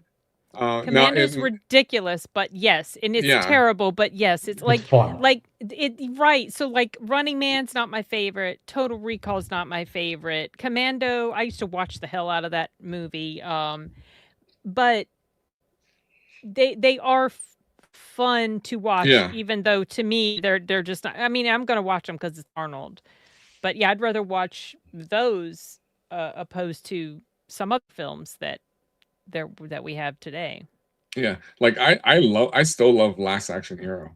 Oh, it's such a good movie. It's Yeah. so self-aware. Yeah. Very Been a ahead while of since its I've seen that. time. I would love to see that on the big screen too. That's a great one.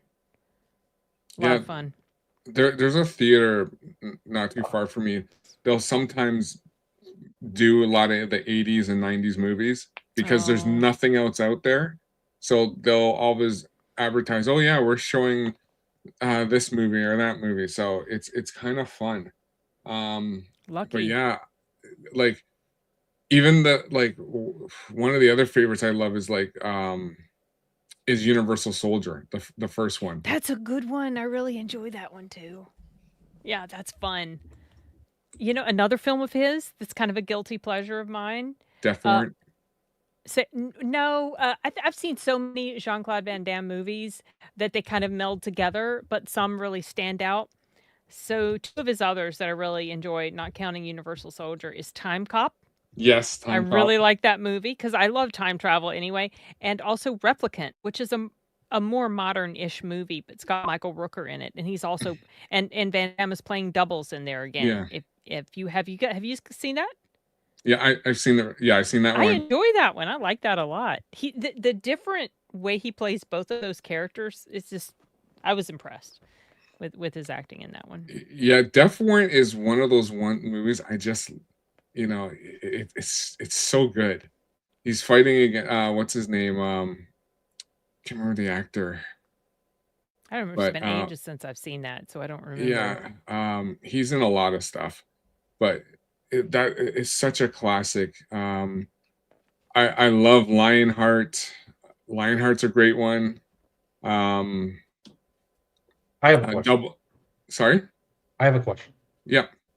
Just because we're on the action B movie type stuff and everything, what was the Dolph Lundgren movie that I think it was maybe early 90s that he was in the missile silo taking out all the that was Peace. It was the Peacekeeper. Roy Scheider when he was the president? Yeah, it was a Yeah. peacekeeper. Yeah, he played the guy with the football. I don't I'm remember trying if to I've remember. seen that. Yes, yeah, one. yeah, yeah, yeah. Yeah, he carried the football. Mm-hmm. Oh. Yeah. That was fun. Yeah, it was because there was 2 movies. There was a Peacemaker with George Clooney, and then I think this one was the Nicole Kidman? Peacekeeper. Yeah, Okay. I like that movie. That movie was the 2 George Clooney movies I liked. That Peacemaker and 3 Kings. After that, that's all I liked from it. Those are the only 2 ones I liked. So, yeah, no, yeah, going back, Jean-Claude had a lot of ones. I still like Double Team. It's him Is and that Dennis Rodman? yes, Okay. Yeah. and Mickey Rourke. Okay. Yes. Yeah. So Mickey Rourke was pretty jacked in that movie too. He was that was pretty before big. he got his face all messed up, right? Yeah, Yeah. yeah. But Rodman was I liked the duo with him and Rodman. It was fun. Yeah, funny sort of buddy type of Yeah. film going on. Yeah. Gilles McCroy's just saying From Dusk Till Dawn. Only good Clooney movie. That's a good F one. you Yeah. if you say Batman. I okay. liked him in One Fine Day with Michelle Pfeiffer, and it's not my typical type of film that I enjoy. I thought. Okay, I'm gonna make an good. omission here, and I shouldn't. Uh-oh. The movie he did with Jennifer Lopez, where she's the cop, or Out of Sight. I right? didn't mind that. I don't even It was remember that. okay. You know what? That movie, I think that movie is in the same universe as like. Is it in the same universe as something with Quentin Tarantino? Because I think wasn't Michael Keaton in that movie? Out of Sight. I think so. And I think he was playing the very same character that he played in another film, maybe a Tarantino film. I can't remember, but it was really weird. And I remember looking it up and finding out that yes, he was playing the same character from another movie. I've only seen Out of Sight once because Jennifer Lopez. No, thank you. Yeah, I don't know. It was on one day. I watched it and I was like, okay, this is okay, I guess. I don't remember this at all. Yeah, it came out was 90s, right? Yeah. Or early, no. Yeah, 90s. It was after she did Selena.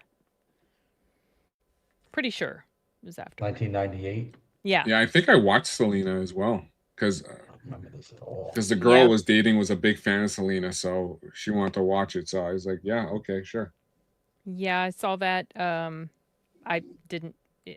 I don't think she was very good in there. No. At all. No, she and if you know Selena, when you watch her, it's like, well, you can tell she was just copying. She was just trying to mimic her as much as she could, but you could tell it was not natural, and something like it was just mechanical for her. You know what I mean? Like she wasn't feeling she wasn't the essence of Selena. And I remember years ago, like I came to the conclusion because I really don't like Jennifer Lopez like at all, and I've said many times that she's only got where she is. Well, not only because she sleeps with everybody around the world, but she got to where she is because a superior human being got murdered. That's the way I view her career, because it was Selena that broke her out pretty much big, and I don't think she was a great pick for the role at all. No, she wasn't. Like I said, I was like, my ex at the time wanted to watch it, so you don't have to make excuses. It's all good. I mean, if you like Selena, obviously, worth watching, but you'd probably be better off watching the documentary that came out on Netflix about her, which I haven't seen yet, but I've heard is really good, or watching some of her performances and interviews. I was gonna go back because even what have you seen, Lex? Oh, I saw Selena. Okay. I also I like how Lex is quiet on that. I know he's very quiet, so I keep an eye on. Like I watch it every once in a while. I go down there and look. What were you going to say, Lex? I was gonna say I also did see the Quentin Tarantino movie that you never named, but alluded to that Michael Keaton was in. Yeah. I want to say Jackie Brown, but I don't think it that was Jackie Brown. Was it Jackie Brown? Okay. Okay, I didn't want to misspeak, but yeah, okay. So yeah, he was the same character, which was weird because Out of Sight wasn't a Tarantino. Did Tarantino write it? Who wrote that? I don't even remember, but I just never forgot that connection between the two movies. I like Jackie Brown. I thought that was Yeah, done Jackie Brown's very- good. Yeah, it was a very good movie. And I think that was the last movie of Bridget Fonda, because she basically Was that her disappeared last after film? that. She got in she- a bad like car wreck Yeah, Oh. and like broke her neck, I believe. because when you see pictures of her now, like it's night Yeah. and day. Mhm. It's night and day, because I remember I was talking with when the guys were doing bro science, I sent, can't remember if I sent it to Blaine or X-Wing. I said, because they were doing a celebrity babe of the week, and I sent them,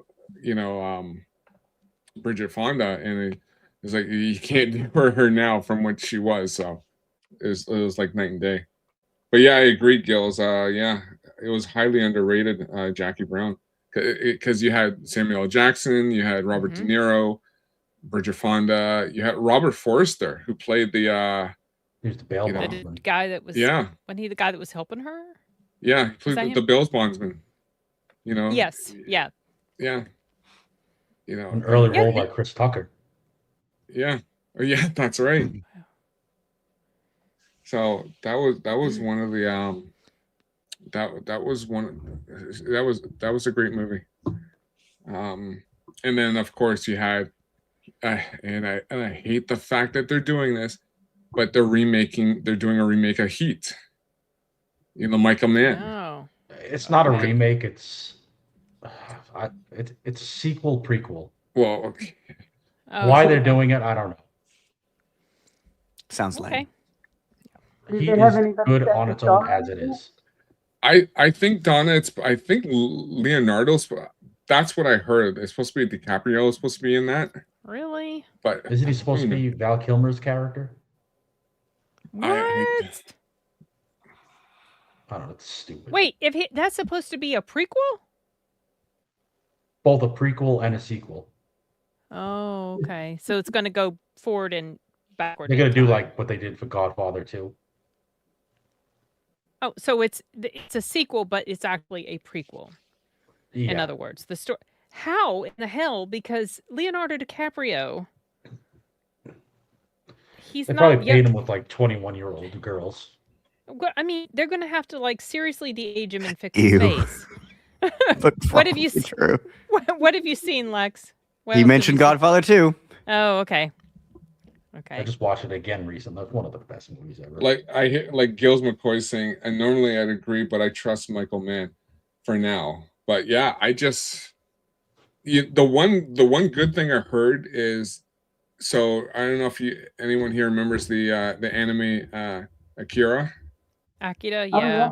So he was attached to that Leonardo DiCaprio, but then it went somewhere else, so he got pushed off that. Thank goodness. So because he was supposed to be a part of that for the live action. So they went a different way. Yeah, that's probably a good thing. Yeah, that's definitely I'm not a big fan of it, because even the movie The Departed, you have to watch the original Hong Kong Infernal Affairs that they took to make The Departed. Oh, Is okay. is a higher quality, better movie, because you got Andy Lau, you got Tony Leung. Oh, Tony you know, Leung's such a good actor. yeah, it's just like, why? I know everyone praises The Departed, but you have to watch the original where it's from. That's all. I think the only DiCaprio movie I like probably is like wasn't he in Shutter Island? Yeah. Yeah, I like that one. I liked Inception. I liked Django Unchained, and he's in that briefly. Yeah. He doesn't Oh. have a Oh, huge Django, part. yeah. Blacked Lex's out. number went up. He Oh. saw that one. Was it Django? I saw Django. I saw Okay. Django. I don't remember seeing The Departed. It seems to me that it is likely that I have. But it's at some point it's hard to tell with some of those where it's have I just seen enough clips of it from YouTube That where you it think really you've seen it? collectively adds up to me having seen it, or did I Yeah. actually sit down and watch it? I actually probably watched it for the first time a few years ago. I had put it off forever because it's a Scorsese film. I'm not huge into Scorsese. And it's like about cop corruption and all that, or mob and whatever. And I'm not huge into those, which is why I'm not crazy about the Godfather movies. But It's one of those things with that film in particular, because it is so iconic, even if you haven't seen it, you know what it's about. yeah, I knew what it was about for sure. That's why I never wanted to watch it. And then finally I did. And it was good, but it's not something I'd want to return to. But I'd rather probably watch that other one, Internal Affairs. I- Internal. Is it infernal or In- internal? Infernal. Infernal. Affair. Okay. I get so when I write the IRS to bitch at them about my tax bill, I address it to the infernal affairs. That's what I love that so much. I do. I was like, two infernal affairs, so they can think it's a typo, but it's not really. No, they know they're scumbags. Oh gosh. Don't care, got mine. Lex, is there anything you're looking forward to in movies or looking back that you'd want to watch? Because, yeah, you weren't born back then, but anything 80s wise? Specifically from the 80s, I asked ChatGPT to give me a couple of recommendations. Like, what were some of the biggest, most iconic movies of the 80s? And I won't say the ones that I have seen because I don't want to. I'm not going to artificially inflate the number of on my counter here, but ones on this list that I have not seen, and it's certainly not an extensive, would be The Shining. Never seen it. Okay, I was gonna bring up The Shining. Raging Bull. I don't even know what that is. Never heard of it. Oh, Blade it's- Runner. Of course, I've heard of it, but I've Okay. never seen it. Shockingly, E.T. Never saw it. Oh, That one course actually not. does surprise me a little bit. The Thing, never saw it. You guys mentioned it earlier. Ugh. The Breakfast Club, nope. Eh. Platoon, no idea what that is. Vietnam The movie. Princess Bride, that offends everyone every time I tell them I've never actually seen it. Doesn't offend me because I'm not hugely into that, so it does It's an surprise okay me. you haven't movie. s- Yeah, it's not. I'm not. That's okay. it's 88 not my- movie, Akira, no idea what that is. That's an anime. Is that the one that you were just mentioning? Yes, Yeah. Akira. Yeah, I watched that a few years ago, and there were parts that I really liked about it, and then I became thoroughly unimpressed because the ending just went off the rails for me. Cinema Paradiso, Paradiso, no idea, never heard of it. I don't remember if I watched that. You And better. then from 89, Do the Right Thing, no idea what that is.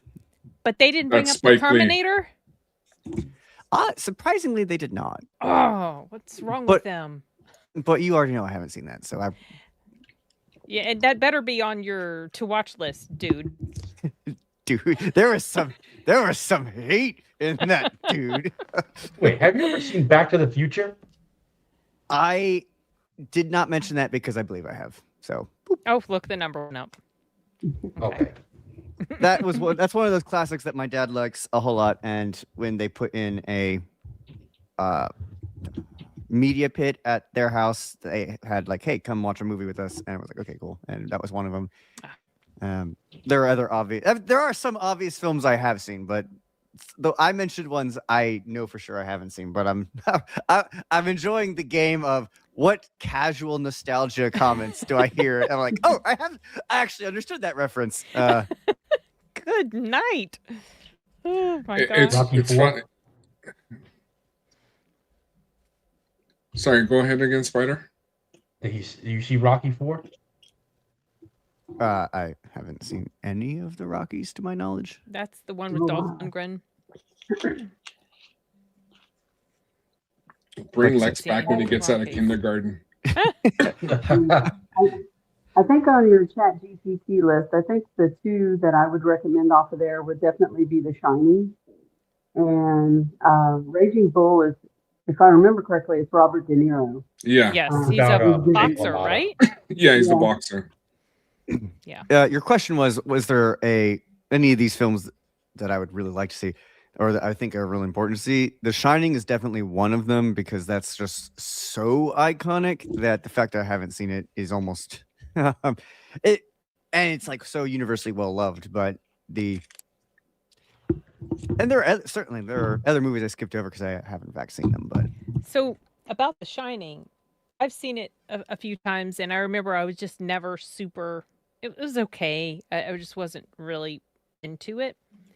And then I watched Doctor Sleep, which is the Mhm. sequel to The Shining, and I it's didn't know there actually was a sequel. yes, there was a book, because Stephen King wrote the sequel. And Doctor Sleep is actually very good. I really, really enjoyed that. And that has helped me appreciate The Shining even more because what that movie successfully does, I think, is honor both the book and the movie. Because the movies, from what I've read, I have not read the book, but from what I've read and heard, the movie is such a radical departure from the book that Stephen King despised it. He did not like it.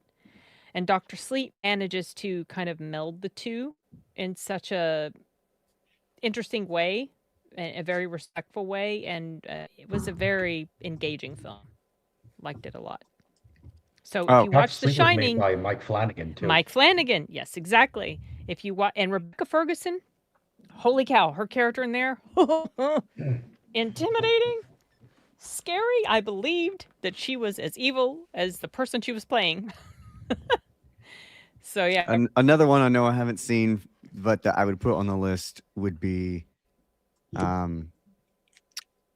RoboCop. RoboCop, Yes, yeah. definitely. Because there's a lot of good. I mean, there are a lot of good sci-fi ones from that era. Can I recommend one, Lex? Okay. Sean Connery, Outland. Oh, I love Outland. Okay. What's Oh going man, on the list? I think I've only seen Oh, that that is such a great once. movie. Yeah, Outland is Outland so is a under. good It was. movie. I think it's one of his. Well, it's a great movie. It's one of his best post Bond films. Bond films. And I'm not Peter talking. Boyle. Yeah, I'm not. The Rock came out much later, but I'm talking about like in the 80s. I love yeah, I love Outland. I think you would like that one, Lex. The Hunt for Red October was good. Yeah, oh, great. Yeah, Oh, I yeah. love. I am you- certain I have seen that. Okay. You Number know one what's up. funny? Again, another loved film of my father's. If we can go back to that, because that was the whole what's the series with Harrison Ford. Yeah, the Tom Clancy novels. Yeah, and Mhm. where they went from Alec Baldwin to Harrison Ford, Chris to Pine, Chris Pine. Ben Affleck. Well, too, Ben first. Affleck. Yeah, Ben Affleck, and then Chris Pine. Yeah. You know, it's funny. For the Sum of All Fears, so my cousin, he was on the U.S. He was on an aircraft carrier, and he said some of his Navy buddies, they went to go watch the Sum of All Fears, and they all laughed at that movie because there was that one point when they sink the U.S. aircraft carrier. Yeah, toward the end. Yeah, toward the end, and he says, I remember he told me, he goes, we were just laughing and just saying that would never happen. Every time a carrier is out to sea, there's always a 24-hour combat air patrol around the carrier. So that was the one. But yeah, Some of All Fears. I preferred Harrison Ford as what was the character's name again? Jack Ryan. Jack Ryan. Jack Ryan. I preferred Then they Harrison made the TV Ford. show too. Yeah. So, but I preferred Harrison Ford as Jack Ryan because he was in what, Patriot Games, Clear and Present Danger. Clear and Present Danger, and was there one more, or that was was it? just I those thought there two. were just two. Yeah. Okay, that was the two. And the They one were- with they Chris were- Pine wasn't that good. Yeah, I didn't Yeah. care for that Yeah, one. no. That was a not totally that great. original story. It didn't come from any source material. Mm. Maybe that's why. But yeah, I like Clear and Present Danger. Yeah, it was a really good movie. Willem Yeah. Dafoe. Yep. Yeah, those are And, good ones. I love Patriot Games too. Hmm. Yeah, that was a good movie. The IRA and Sean Bean. That was just like a nail biter. But the best, yeah, Hunt for Red October. I got one. Has anyone seen The Package with Gene Hackman and Tommy Lee Jones? Yes, I've a never long seen time that. ago. Okay. And I don't remember much about it except Oh. it was about a bomb, right? Or am Yeah, I it was. totally Yeah, okay? yeah. Well, it's basically taking out certain government officials. Okay. So, Okay. yeah, Bobby was saying Air Force One, great movie. I liked Air Force One. Gary Oldman. Gary Oldman's. I always liked his, especially in the Professional. Oh, he's such a good actor. Yeah. Yeah. And I'm still upset that we never, because Gary Oldman was supposed to play General Grievous in Revenge of the Sith, but because he's part of the Writers Guild or whatever, they told him no, he couldn't do it. So and that's when they had to bring in that one guy. And I would have loved to have heard Gary Oldman as General Grievous. Oh, he would have been great. He's great You in would have everything. elevated that. Yeah. Yeah, Can you imagine? I'm watching a series of his on Apple TV called Slow Horses. I've heard that's good. Yeah, it's MI5, but Okay. it's where people screw up, so they get sent to Slough House, and he runs Slough House. And I've watched 5 of the 6 seasons. Number 6 isn't out yet, but it's actually a really good show. Yeah, I've heard. I started watching a spinoff. Or I don't know if it's a spinoff, but it's a story done by the same people or person that wrote that one. And I think it's called Down Cemetery Lane or Down Cemetery Road or something. It's got Emma Roberts. Isn't that her? Yeah, I That's haven't watched that one pretty yet. That interesting. one's, I think, next on my list. I need to get to Slow Horses, but it's really hard to get into series shows. It's a bit of a time commitment. Boba Yogi is saying Gary Oldman lost my respect in The Fifth Element. I like The Fifth Element. Oh, That's Fifth a fun Element's movie. good. Yeah. And I also liked him in Lost in Space. I haven't seen that. I haven't That's seen with that movie, but it Heather came out. Graham, William Hurt, Matthew LeBlanc, Matthew LeBlanc. whatever his name is. Was that Yeah. a comedy though? They play that for comedy? Not really. Okay. I wouldn't say Lost in Space was. It's hard to say. Okay. Yeah. I wouldn't say it was really a comedy. Oh, what have you seen, Lex? I feel like it's gone up too. we mentioned both The Fifth Element and Revenge of the Sith, which are films I have seen. Oh, we're getting there. Look at that. We're almost in Yeah. the 20s. I have one It's to add funny to the be- 80s if you haven't seen it. Sorry? I have one to add to his 80s list if he hasn't seen it. Oh. Which is that? Escape from New York. Oh, yes. Oh, yeah. Kurt Russell, John Carpenter movie. That's the famous, iconic, I am the mayor, the Duke of New York, number one. Yeah, I've seen that. It's There been you many, go. many years, but I have seen it. Another classic film beloved by my father. Well, Lex, did you see it, Escape from LA then? No, Ooh, I don't remember that. that should have never been made. Yeah. Brimstone saying, I have one, The Monster Squad. Oh, the Monster Squad's so fun. That's a fun one. I like that. Yep. Oh, where'd she go? We lost Donna. No. Oh, no, there she is. Have you guys seen the documentary Wolfman's Got Nards? No, I don't think I've seen that. Okay, they You made a what? documentary about the making of the Monster Squad and that whole thing. And I've started watching. I haven't finished, but it's been pretty fun so far. If you like the Monster Squad, I highly recommend that. You know, it's funny because when we were talking about the 80s, we didn't even touch on Back to the Future. A little bit. It got mentioned. Yeah. I'm still a big fan of just the first one.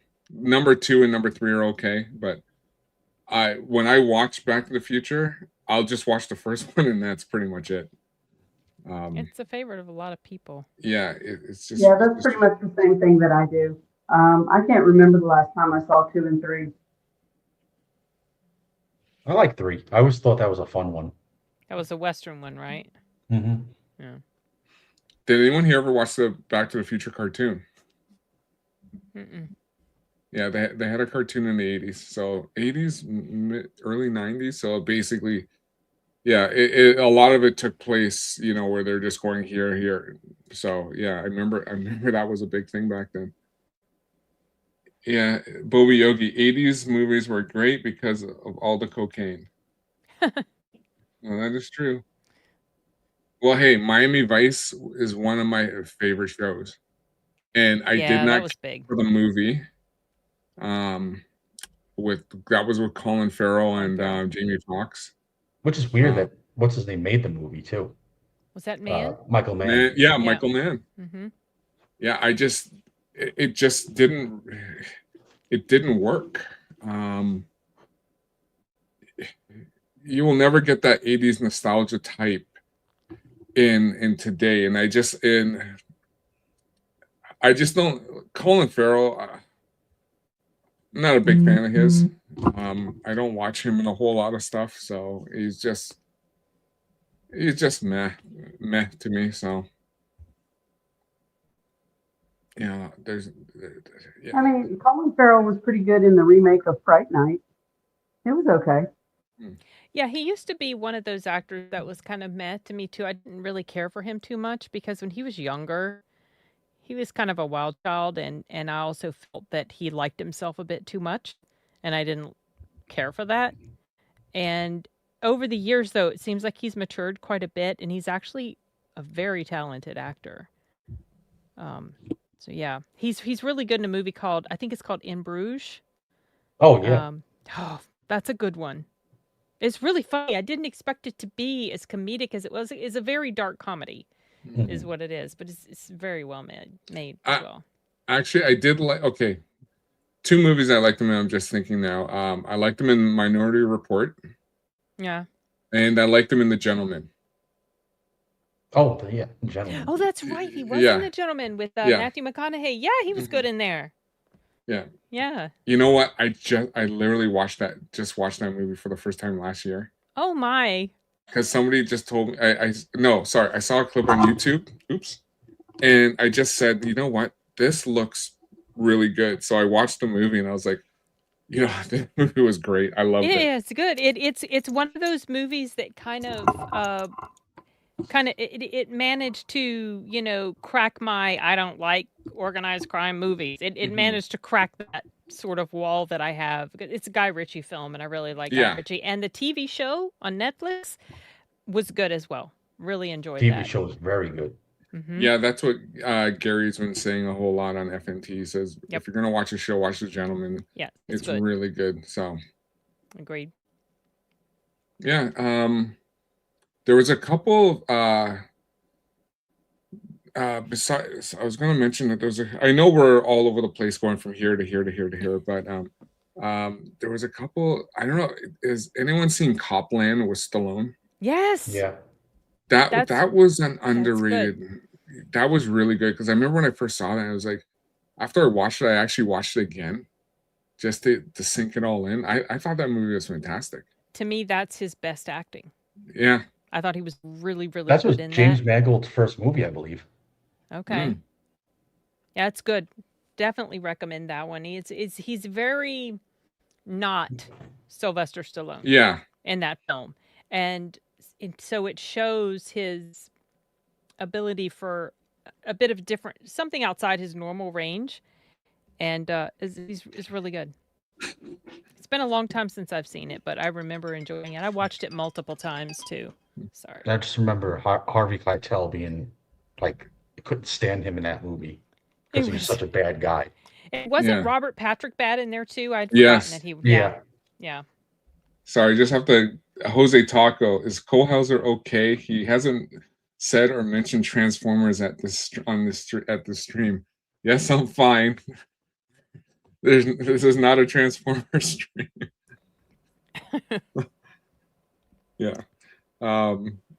Yeah, like even like Bruce Willis, like besides Die Hard, he had some really good.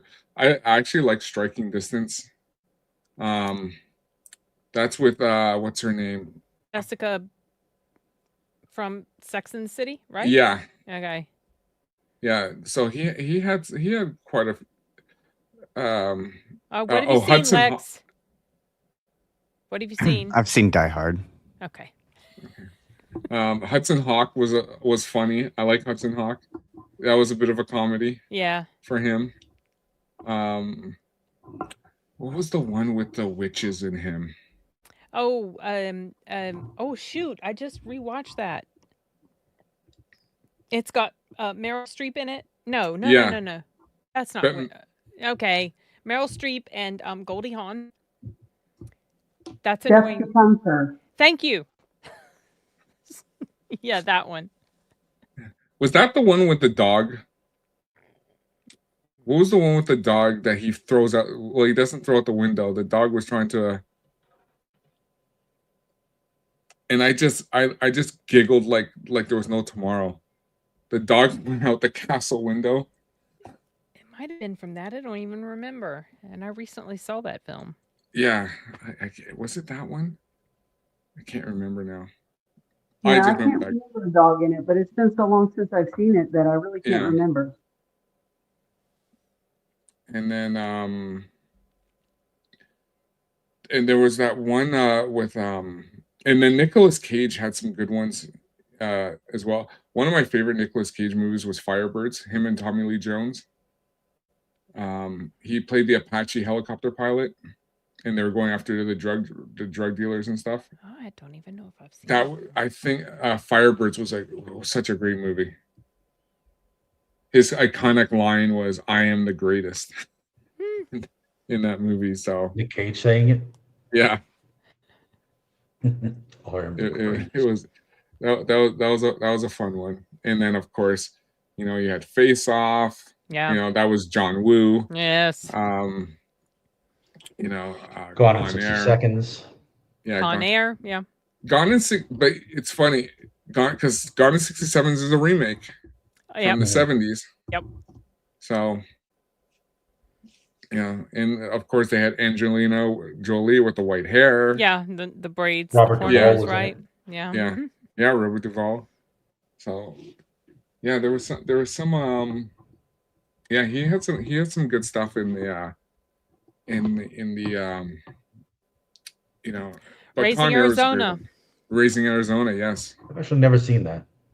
Oh, it's funny, and I'm not huge into their films, but it's funny. Holly Hunter. Oh my gosh, crazy movie. John If Goodman. you want, yeah, if you want to laugh, go watch Valley Girl with Okay. Nicolas Cage. I don't know if I've Give seen that a that. shot. That came out in I want to say early mid 80s. It's a funny movie. No, I don't think. I've seen Like it. it's a young Nick Cage. It's a very young Nick Cage. And I guess like spawning off into and I know we talked about some of we talked about Grease, some of the I guess the musical type movies that came out in the 80s, because you had your Grease, you had Breakin', you had your Beat Street, you had your Dirty Dancing. Anyone have any favorite? Blues Brothers. Blues Brothers is just one of the best. Blues Brothers 2, no. No. But It's a sequel. Okay. yeah, there was a sequel. Because thing wasn't Blues it? Brothers 2000. Yeah, that's right. That was bad. What have you seen, Lex? I have seen Blues Brothers. I Blues did Brothers, not okay. remember that there was a sequel. Yeah, it's called Blues Brothers 2000. The first one was good and fun. Oh, On a mission from God. Yeah, that's a great movie. In the chat, there was no sequel. I saw Blues Brothers once, and it's not my type of film. So, yeah, I never. Kind of funny returned to it. how many sequels there are out there that people just go, nah. There was a sequel. nah, Okay. no such thing. Wayfair saying that's okay. Blues Brothers 2 was meh. Well, it's just like I said, Grease 2 was bad. So American Graffiti 2 was bad. You had Fame. there was so much. Footloose. Yeah, Footloose, yeah, yep. you know, Kevin Bacon. Kevin Bacon. Laura Singer. I remember there was a Caddyshack too. Yep. Yeah. Sadly. Oh, what was the girl?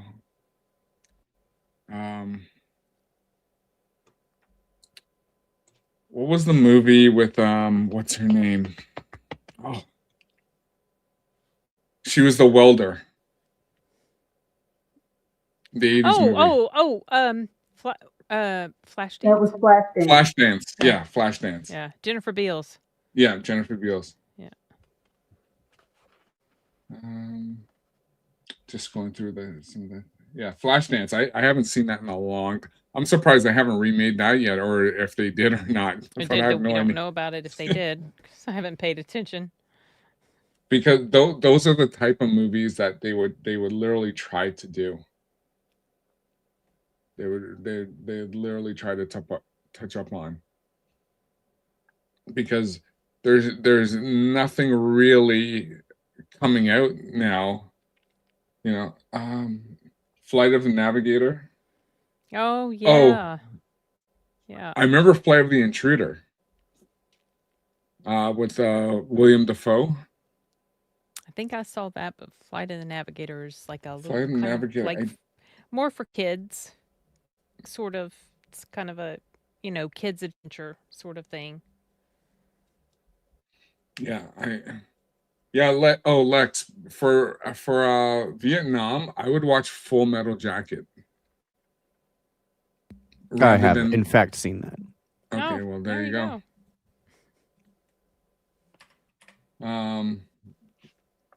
Yeah, that there's like for Vietnam, I would also go back to the 80s and watch the TV show Tour of Duty.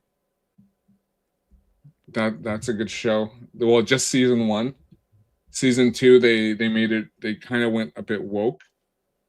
So they kind of took the because season 1 was good because it focused on the soldiers. Season 2 they focused on bringing more female characters in to the Vietnam aspect of it. So yeah, when did that come out? 87. Oh, okay. 1987. I never heard of that one. And then has anyone seen Maximum Overdrive? I have not. Yes, Stephen King. Yeah. Yeah. With Emilio Estevez. Yeah. Yeah. That was a great movie. Yeah, the machines come into life and wreaking havoc all over the place, and they get trapped in like this restaurant or something. Or gas station or something. Yeah, they're at that gas station. Diner or something. Dangalong says, I've heard they considered remaking The Princess Bride, and there was a massive backlash over it, and the studio decided that they were leaving it alone. Speaking of Stephen King and 80s movies, so a couple of movies from his works that I enjoy from the 80s are Firestarter. Oh, Drew Barrymore and Silver Bullet. I love Silver Bullet so much. That's such a fun werewolf movie. Do you like Christine? Christine's okay. Not huge. I mean, it's all right. I don't dislike it, but they're like the Silver Bullet and Firestarter. Mostly Silver Bullet. There's something about that, the way that whole film looks and the aesthetic. Just, I don't know. I really like it. What was I think it was somebody mentioned a duel in the chat earlier. Where the truck, Dennis Weaver, the truck is chasing the guy. Mm-hmm. Oh, Steven Spielberg movie? The plot of the was movie that? Sorry. Yeah. No, go ahead, Donna. Go ahead. This guy in the car passes this truck, and by the time he passes it on the third time, the demonic driver gets pissed off and comes after him. It was like the third time triggered him, and that's what happened. And they spent the rest of the movie trying to kill Dennis Weaver.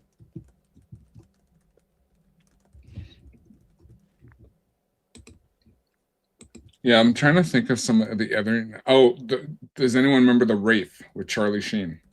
Yeah, Yes. I remember them. Mm-hmm. And what's her name? Oh shoot. The chick who played in the Buffy the Vampire Slayer movie. Christy Swanson? Yeah. Yeah, she was in that, right? Yeah. Thought so. Yeah. Yeah, that one's kind. It's kind of because he gets killed. Well, spoilers, whatever. But he gets killed and he comes back as a demon in this futuristic race vehicle, right? Yeah. Yeah. Yeah. And that's with was it Nick Cassavetes? Yeah.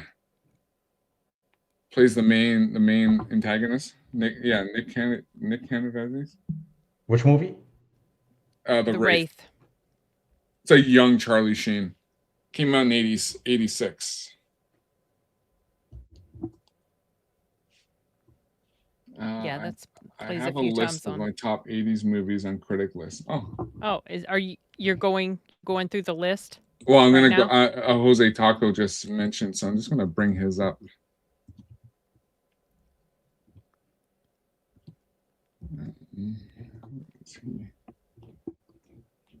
Yeah, Critic List. I've had it up here, so just in case. This Critic List is great. You guys want to talk amongst yourselves while I bring this up? Oh, okay. I'm just trying to brainstorm some other films to suggest from the 80s specifically.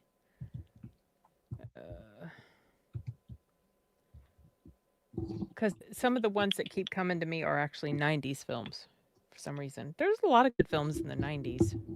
While I'm looking, has anyone seen 3 O'Clock High? Nope. It's a classic. It's one of it falls in league with like The Breakfast Club and Weird Science. It's a great. It's one of the great ones. I don't remember if I've seen that. Jose Taco. Looking.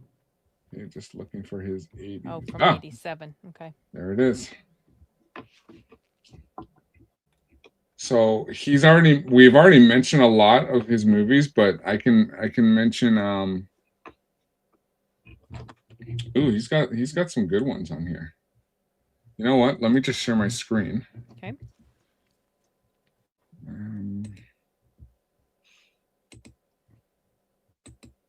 And thank you, chat, for hanging out with us. Yeah. A lot of comments there. Make it upsetting some people. How few of the I wish I had kept a tally of how many films had been mentioned as well, because that would have been funny. That would have like a 23 out to compare and see 175 films so far. Percentage. I'm a little upset that Terminator isn't higher on that list, but whatever. Well, we never even Babo talked about Yogi was losing his mind that I haven't seen Legend. I recently finally was able to get through Legend, and I was not impressed. That was a Ridley Scott film, Tom Cruise and Mia Sara.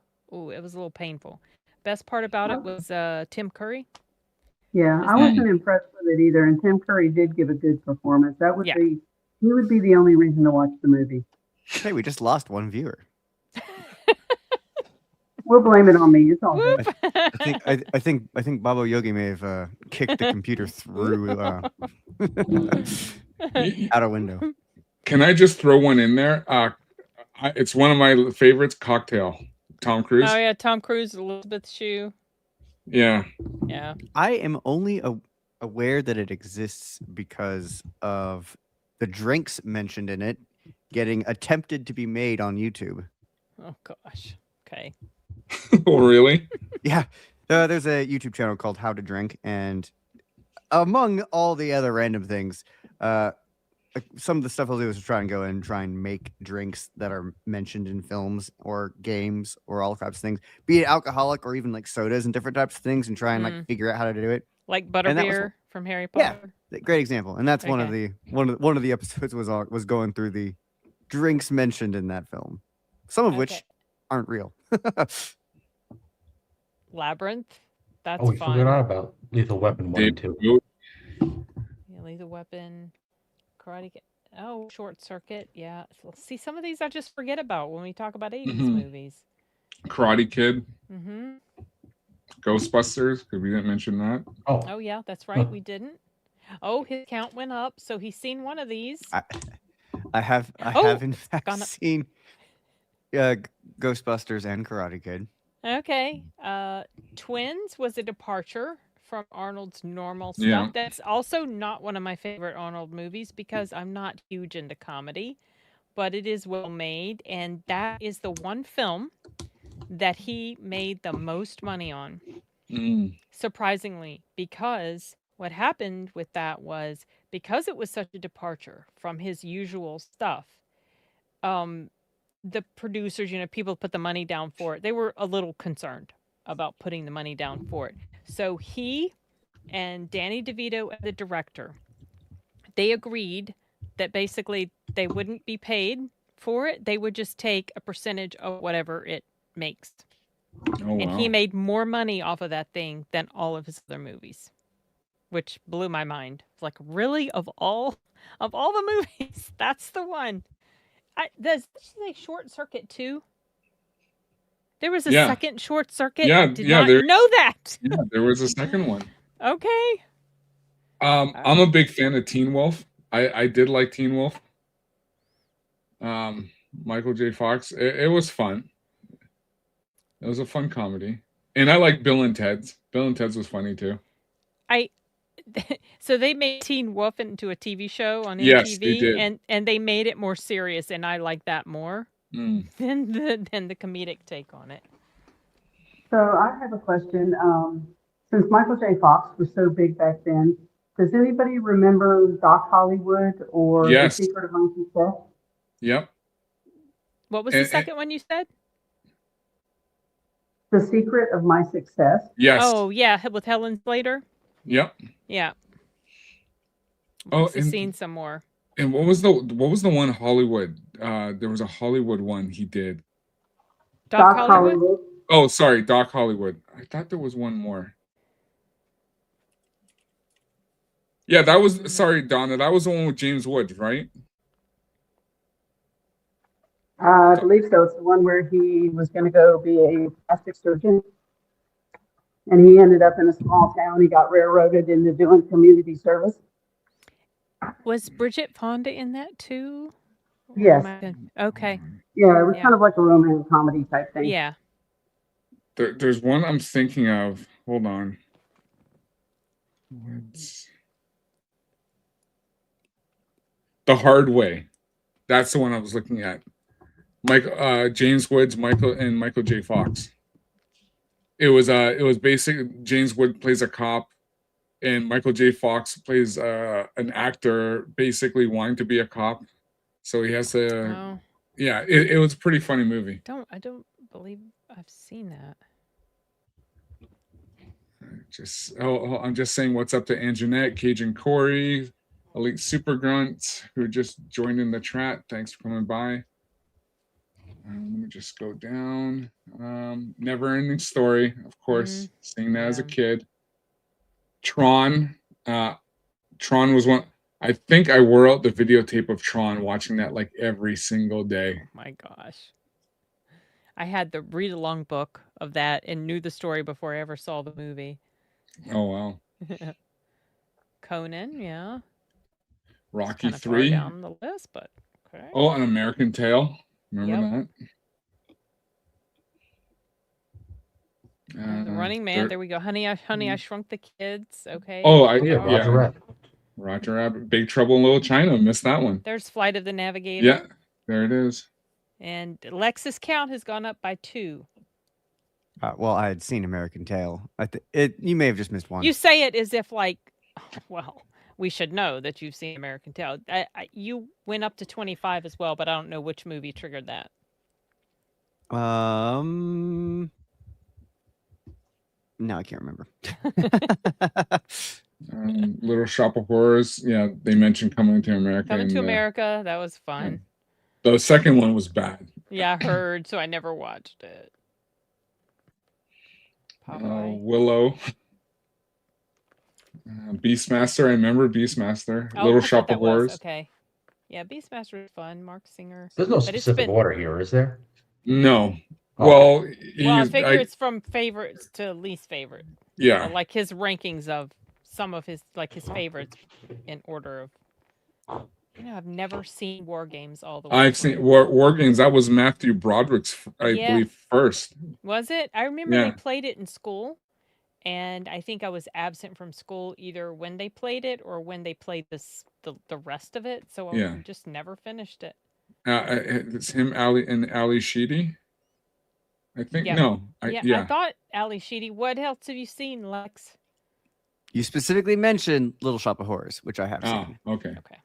The Wizard, Fred Savage. I remember that. That would be like the nerd because that's where he's playing the video games. Yeah, I don't remember. Because you can see Super Mario there. Little Monsters, was that Howie Mandel? Yeah. Yeah. Mad Max. Oh, we didn't even mention Mad Max. No, we didn't. Now, Beyond Thunderdome was big because of Tina Turner and Yes. her song. The song. Yeah, Yes. We Don't Need Another Hero. Another hero. Even I saw Thunderdome or Beyond Thunderdome. Red Sonja. Yeah.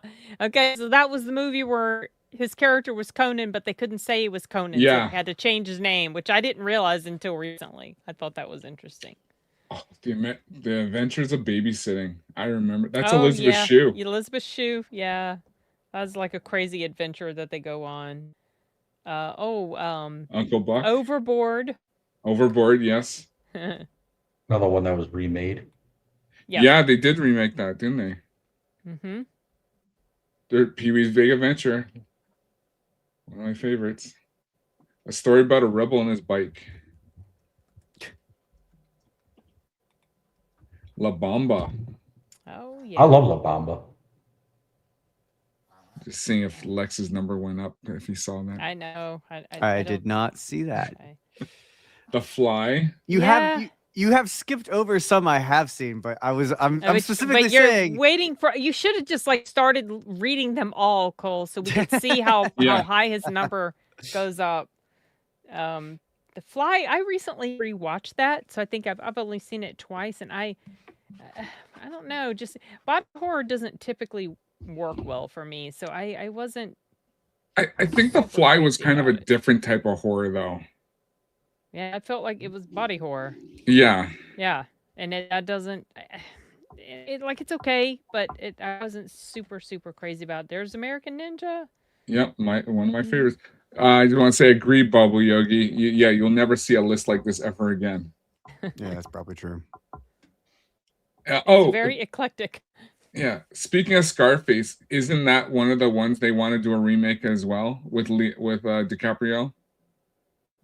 That's That one was an old specific. rumor. I mean, Scarface is a remake itself.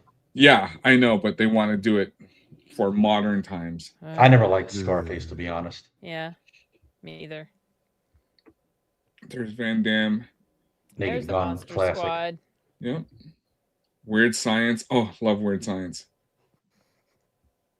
Airplane, Revenge of the Nerds. There's Police Academy. Oh, is that Angel Heart down there?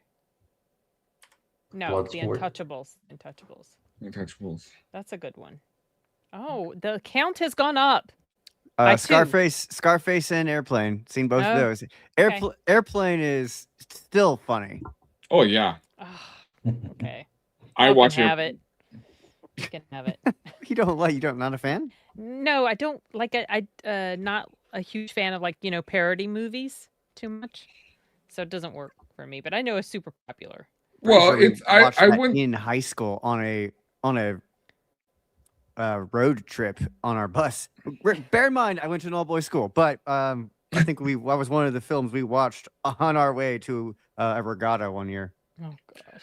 I wouldn't say Sin so much of as a parody. It's just it's silly comedy, like yeah. those types of films, like goofy silly comedy or parodies don't generally land for me. Every once in a while, maybe one, like I said, will break through that wall I have against certain genres. No, I Yeah, I hear know you. that was super popular.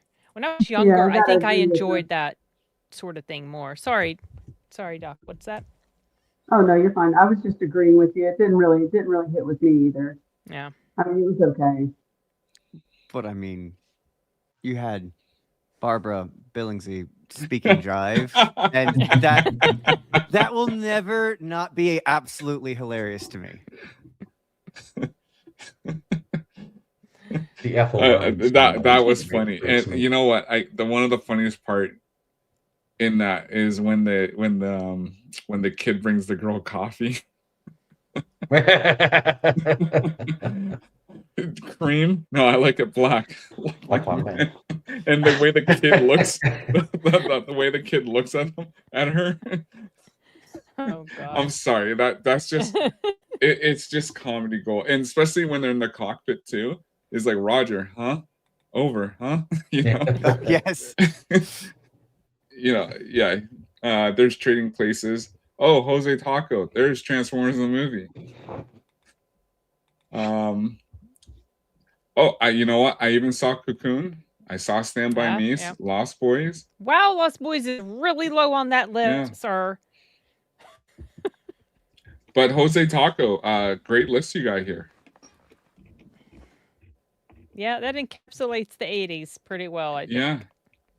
Oh, is that Jose's list? Yeah. Because he mentioned, oh, I see. It's on your okay. Yeah. Yeah, no, that was a pretty good list. Yeah, you know what? You will just never find 80s you will never find movies like this again, because of where we are right now, where we're at, and how the world has changed, and the fact that they want to shift. I know they want to try to start bringing comedies back, but it's you really got to pivot. You really got to pivot hard to get back to where we need to be. Like, I know, because on FNT they said, listen, it's going to take a couple of years, but like, people are dying for this stuff now. Yeah. I will say the new Naked Gun that they did really well. Like for comedy. Like, yeah, I heard a lot of people. I love the original Naked Guns, and I'm like, okay, they did justice, and they did not hold back, which made it good. Like, there were risky jokes in there, which, like, yes, this is what makes things funny. But for me, it's not enough for me. Like, I saw some clips of it, and I was like, it wasn't enough for me to get back to where that style, like, it almost seemed, the one thing about comedy is it can't be forced. It has to, natural. Yeah, it has to be natural. Movies like Tropic Thunder or Stretch, with Patrick Wilson, those are comedies where the last comedies we get, where it didn't seem forced. It was there. It came together. And that's why I like movies like Airplane and Naked Gun. And, we didn't even mention Hot Shots. Those types of comedies, it's there. It grabs you. Like one of Val Kilmer's movies, Top Secret. Yeah, Top Secret. Yeah, that was one of his earliest movies. Yeah, his first. That movie was great. And then even on that list, Trading Places, Beverly Hills Cop. That was it. That was Beverly Hills Cop was comedic, but it was also pretty dark too. Yeah. Yeah. Wildcats with Goldie Hawn, great movie. I think part of the problem there is in order to have a comedy, in order to make a joke, you have to be willing to accept that someone might not find it funny and someone might be offended by it. Yes. And if you're so desperately trying not to offend people, or if you're only trying to offend a certain demographic because of preachy reasons, it's not going to work, because then that's inherently going to be forced anytime you try and have a joke. And I mean, that's what you see with a lot of the modern quippy slapstick humor, or not even slapstick, snarky, sarcastic, marginally self-aware, but in a tired kind of way that you see like Marvel humor, where it's just like, I mean, you're just like, it's like, okay, got it, done. Yeah. Agree. Yeah. Because you can go back, because I remember my buddy called me up one time. He goes, "You want to go watch Night at the Roxbury?" I was like, "Yeah, sure." I've seen the skit with the Saturday Night Live with Will Ferrell and Chris Kattan, bopping their heads and dancing to "What Is Love." We went to that movie. And it's like, okay, this movie's funny. We were laughing through the whole thing. And that's the one thing you want to grab, like even for like Ace Ventura or The Mask, movies like that. Yeah, they're stupid funny in a way, but but the jokes and the hijinks, it gets you. Mhm. Like, one of the movies I didn't talk about, of The Adventures of Ford Fairlane, Andrew Dice Clay. Love that movie. Him and Ed O'Neill, the way they go off on each other, and you got Priscilla Presley, Robert Goulet, you got Lauren Holly. Just some great slapstick comedy. It's funny, and you just not getting we're not getting that anymore. Just saying, the Beast is in the chat. Beast. What's up, the Beast? Yeah, there's just as Lex said, like, you're gonna get one side who's offended, and then the other side who's just gonna laugh out loud, silly. So, and Not gonna get whatever. married with children anymore. Oh, I think, yeah. one thing to add to that, to add what I said earlier, I also think that what Hollywood has lost is the ability to laugh at itself. Yeah, exactly. Because, like, in addition to what I said earlier, I think that's also a big key to comedy. Is the only way you can have a really good comedian is if it's someone who is willing to laugh at themselves and be the butt of their own joke.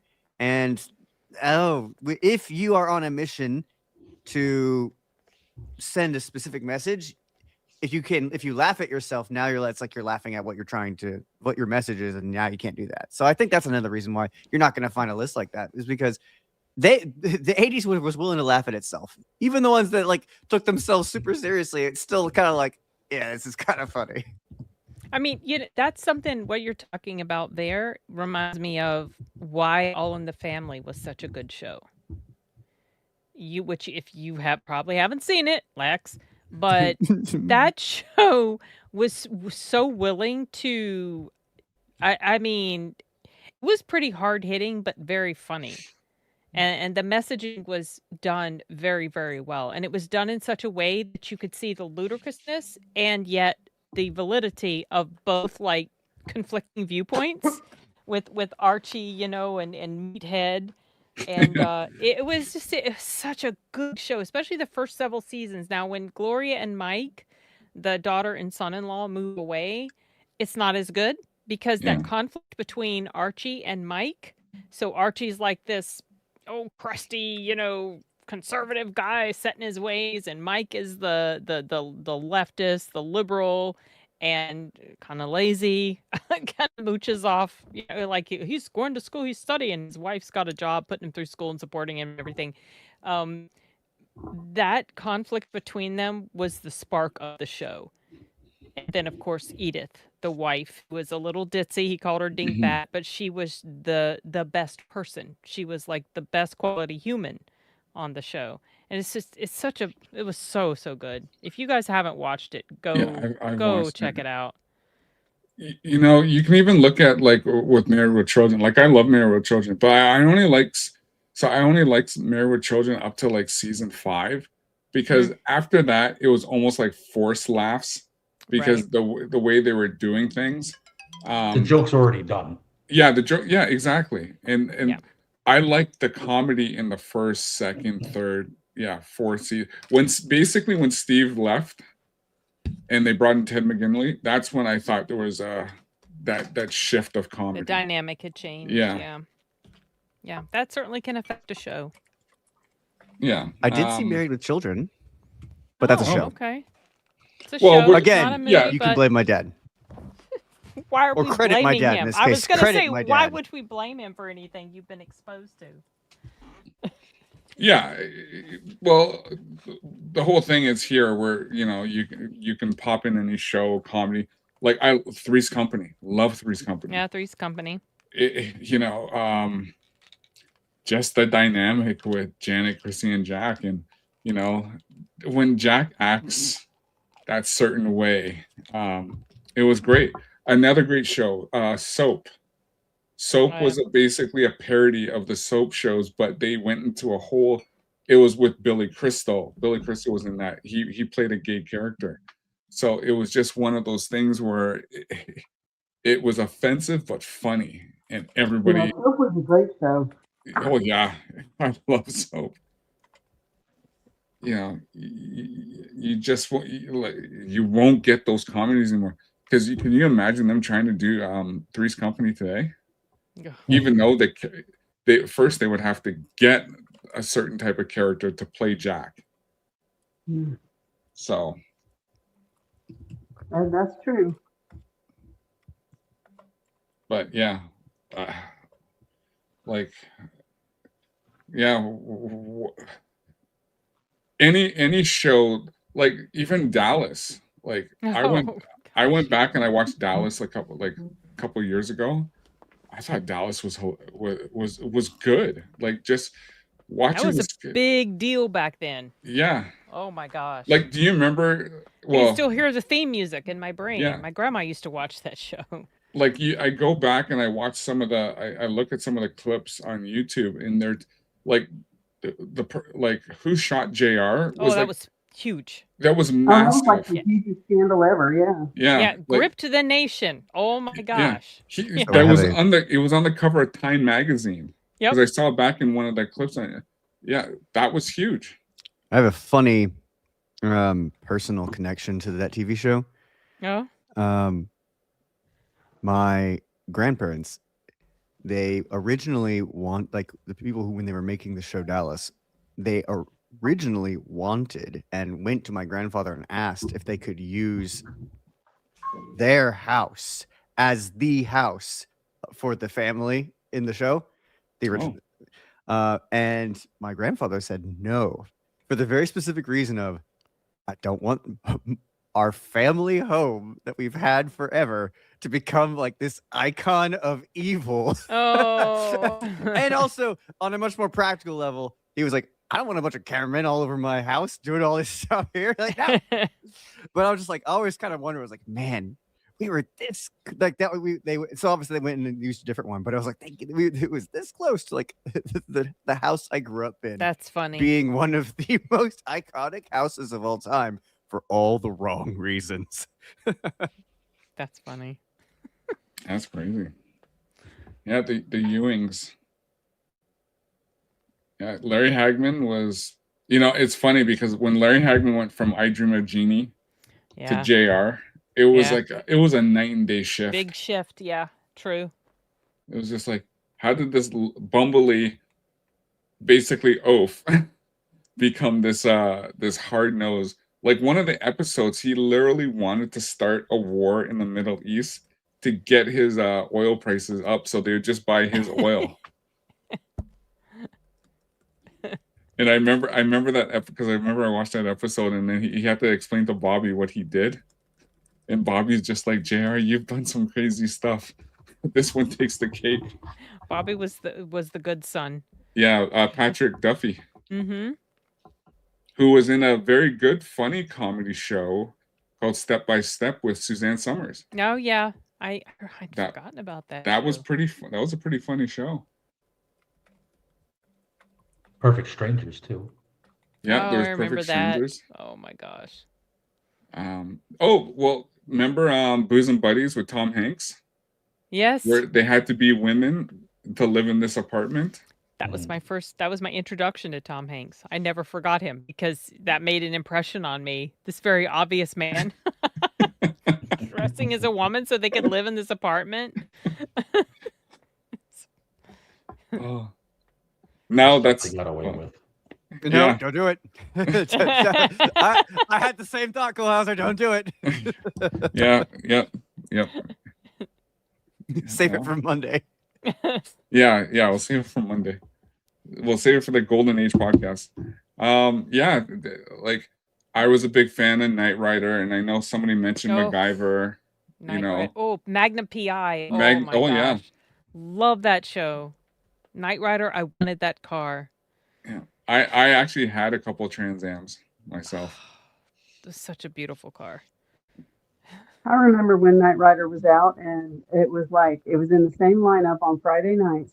It was Dukes of Hazzard, Knight Rider, and Remington Steele. Oh yeah, Remington Steele. Yep, remember that. Yeah, that's where Yeah. they found Chris Bronson. Yeah, Mhm. and that's because he played Bond right after that in Goldeneye.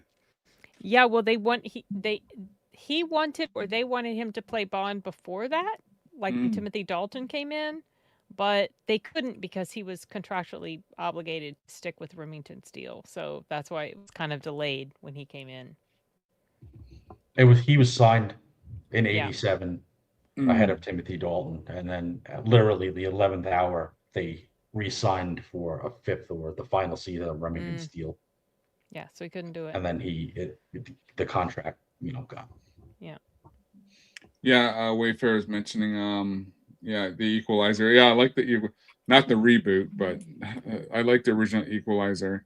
Yeah, I didn't even know that was a thing until someone mentioned it. I Queen only knew Latifah. of. No, I'm sorry. I thought you. Oh. Okay, now okay. When you said the reboot, I thought you were talking about the Denzel Washington one, which is a remake of the TV series, The Equalizer, which I didn't even know existed. Yeah. Yeah, and Yes. Queen Latifah made one too. Yeah. So Equalizer, he was the movie, and then Queen Latifah is doing the TV show. Yeah, And then Yes, of course they had the that's on that. '80s Equalizer. I can't Yeah. remember the guy's name. I forgot as well, but I didn't even know that existed. Yeah, that show was good. Yeah. Yeah. And remember, because we were going. They were doing like seasons of like either 20 to 26 episodes, Mm-hmm. where now we're just getting 6 to 8 episodes for a season. Like I'm a big fan of 24. I love 24. Love Kiefer's character in 24. The one thing me and Ryan we're going to be doing a stream on 24. But the one thing he doesn't like is season 9 because it's only 12 episodes. I like season 9. Yeah, I get it's only 12. I want more. But from basically because of like House and 24 and all these other shows where you had 20 plus episodes, but now you go down from 6 to 8. Sometimes 10 or 12, depends. Yeah, it's just not the same though. Like, so I want more, right? I noticed that trend as well. But honestly, I feel like in a lot of those shows where there were like 20 plus episodes, it felt like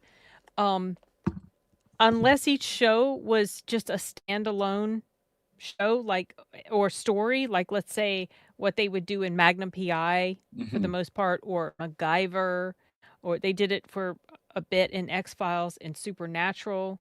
Unless it's like that formula, a lot of times when they are trying this larger storyline that's happening in a season and you got all of these episodes, a lot of those episodes become filler. Right. And just feel like kind of a waste of time. So I like the shorter episode run if the writing can hold up. If the writing is good and the episodes are longer, it just feels like, I don't know, it just feels better to me. So that makes sense because like I said, season 9 of 24 was 12 episodes, and you got a lot out of those 12 episodes. I enjoyed 24 a lot in its earlier years, and then it started feeling very repetitive, and just it felt like it got more and more extreme with the stuff Jack was doing. So I just kind of lost interest in it. I just wasn't even intrigued with the reboot that they tried. Oh, well, that lasted 5 episodes. Redemption or what? I can't remember what it was. No, called. Legacy. Yeah. Legacy. Okay, see. Well, they race swapped. They basically race swapped them. Yeah, I heard. So I did watch 24 with my parents. Specifically, my mom was a huge fan. But to the point that up until about 2 years ago, my dad's desk phone was the 24, like that little no, Yeah. not that. It was he actually had the ringtone that the phones in the Yeah. show had. I did this- Oh, the phones in the show. Oh, Doo-doo, okay, doo-doo. Yep, That's that so one. funny. Yeah. It was so iconic, and it was even You though know- the show hadn't been done for years, but yeah. That so I remember when 24 came out, and I went a long time without ever having a TV in my house, and because I grew up without one. And then I remember 24 came out, and I think by the time the second season came around, by then I did have a TV. And so my intro to 24 was season 2. So I already knew what had happened to the wife, and I really loved season 2. I thought it was so well done. And then I went back and watched the first season, and just really good. And those first like 4 or 5 seasons were just excellent to me. Yeah. It's such an Season interesting 4. concept. I got involved in season 4. Like literally the episode where Jack is robbing the gas station. That's where I got on. And then I was just like, I got hooked. And then I think on the weekend I went and bought Go the back. DVDs Oh, and watch 1, 2, and 3, and then continue on with 4. And then I watched it straight into the end because I loved it. Like Monday nights was the night where it was like my phone was off, door was locked, nobody bothered me watching. I'm watching 24, and that's you it. were going to make sure you got that scene. Yeah. Okay. And then watching that, and then watching House MD because I loved House. Hugh Laurie was just Oh my in gosh. She was House. so funny in there. So House, its final season came out. Wasn't that in 2012? I think it was 2012 because I think that was all of you are gonna go when I say this. I think that was my senior year of high school. Wow. And and I was on the rowing team, and so I would come home late after the family had already had dinner, and I would like eat dinner sitting at a bar in our kitchen watching a TV we had in there, and I would watch House. Mhm. And it was like we had DVR, so I'd record whenever it actually come out, and then I would put it on and play it back while I ate dinner. And I was like, that's one of those shows, by the way, though, that's very much, it's kind of repetitive. Every single episode follows the exact same pattern Yeah, of yeah. obscure disease. We're gonna get it wrong 18 times, and Yeah, then and someone's finally gonna figures it out at the Someone's end. gonna make Yeah. some offhand comment about an M&M and the color it is, and it's gonna be like boom, and it's gonna be like House hits an acid trip, and all of a sudden knows exactly what it is. And I was like, Yeah. yeah, but you know what? I loved it every time anyway. So It was a fun ride. It was also kind of interesting. I never forgot the one where he discovered skin cancer between the patient's toes. It's like I never forgot that. I was like, what in the absolute? I can't. Yeah, like with the medical shows, I just have to watch with a total suspension of any Of knowledge that I disbelief. have. Yeah. Otherwise, I just end up screaming at the TV. But yeah. Well, it's funny because House was the only show I could tolerate for medical. I didn't watch Doogie Howser. I didn't watch ER. I didn't watch Me either. what was Bones that other also one? came out. I didn't watch Grey's that. Anatomy. Grey's Grey's- Anatomy. Oh, that was a big one. Yeah. No, I couldn't stand Grey's Anatomy. Like I remember Mad TV did a whole skit on. They literally combined House, ER, and Grey's Anatomy all into one. Oh, It was goodness. just so funny. It was the funniest thing I ever saw. But yeah, there wasn't many shows that like during that time I watched because it was like 24 in House. Well, and honestly, I didn't even watch Friends until maybe like 5-6 years ago. Like I never watched it when it was on. And then the only reason why I started watching it because one of the creators, I can't remember her name, she was complaining about how she had wished she had put Black characters in it. Oh, yeah. So- Heard about that. Yeah. Yeah, so I basically, you know what? Okay, there's none in there. I'm gonna go watch it. so I love how they're going back and they're like sort of like retroactively complaining about Yeah, these things that were. It's like that. The virtue signaling is just so lame. it's just good nonsense comedy. That's all it is. Yeah. And like even going back, like I love Magnum PI. Because So I love good. the banter between him and Higgins. And Yeah. and TJ and his friend Yeah, Rick, and Rick. such a great dynamic. And I love the Dobermans, Zeus and So Apollo. good, and they hated him. And Yeah. and that was a show that was consistently good. Yeah. From start to the one of the few. Start to finish, consistently very good. Even the Yeah. ending was perfect. That final shot, it was like, oh Yeah. gosh, this is so fitting. Yeah, yeah, Magnum PI. Yeah, it was just, and they did the one crossover with Murder She Wrote. Yep. That was the only time Mhm. you know, one of the crossovers, you know, actually worked. Mhm. You know, I do gotta say, I love me some Murder She Wrote. I watched a lot of Murder She Wrote. Yeah, my grandma used to like that a lot too. I read some of the books too. I enjoyed the books, but I got to thinking, wow, this little old lady, she has seen so much murder in her life. Goodness gracious, the murder that was happening in that area where she lived. Lord. like I think Manathan was talking about the A-Team. I like the A-Team. You know what? I even like the A-Team movie they did. Oh, that was fun. Yeah, that was a lot of fun. And Liam Neeson actually played Hannibal good. pretty good. He did. And Bradley Agree. Cooper, Face. Shai Copley was great at Murdoch, and what's his name? The MMA fighter played BA. I thought that movie was great. Yeah, I saw it multiple times. Yeah. Oh yeah, me too. I even watched the extended cut because the extended cut has Oh, I don't think I've seen the extended. the extended cut has Dirk Benedict and Oh, and Murdoch in it. okay, fantastic. So yeah, That's cool. yeah, that I think that was one they did. Simon and Simon I liked. Oh gosh, I forgot about that show. Yeah, Simon and Simon, that was around the Magnum PI days because they played private investigators. Mhm. Oh, I remember watching the Hardy Boys when I was growing up. Oh yeah. And yeah, Major Dad. I love Major Dad. Actually, Mr. T's gonna be at MegaCon.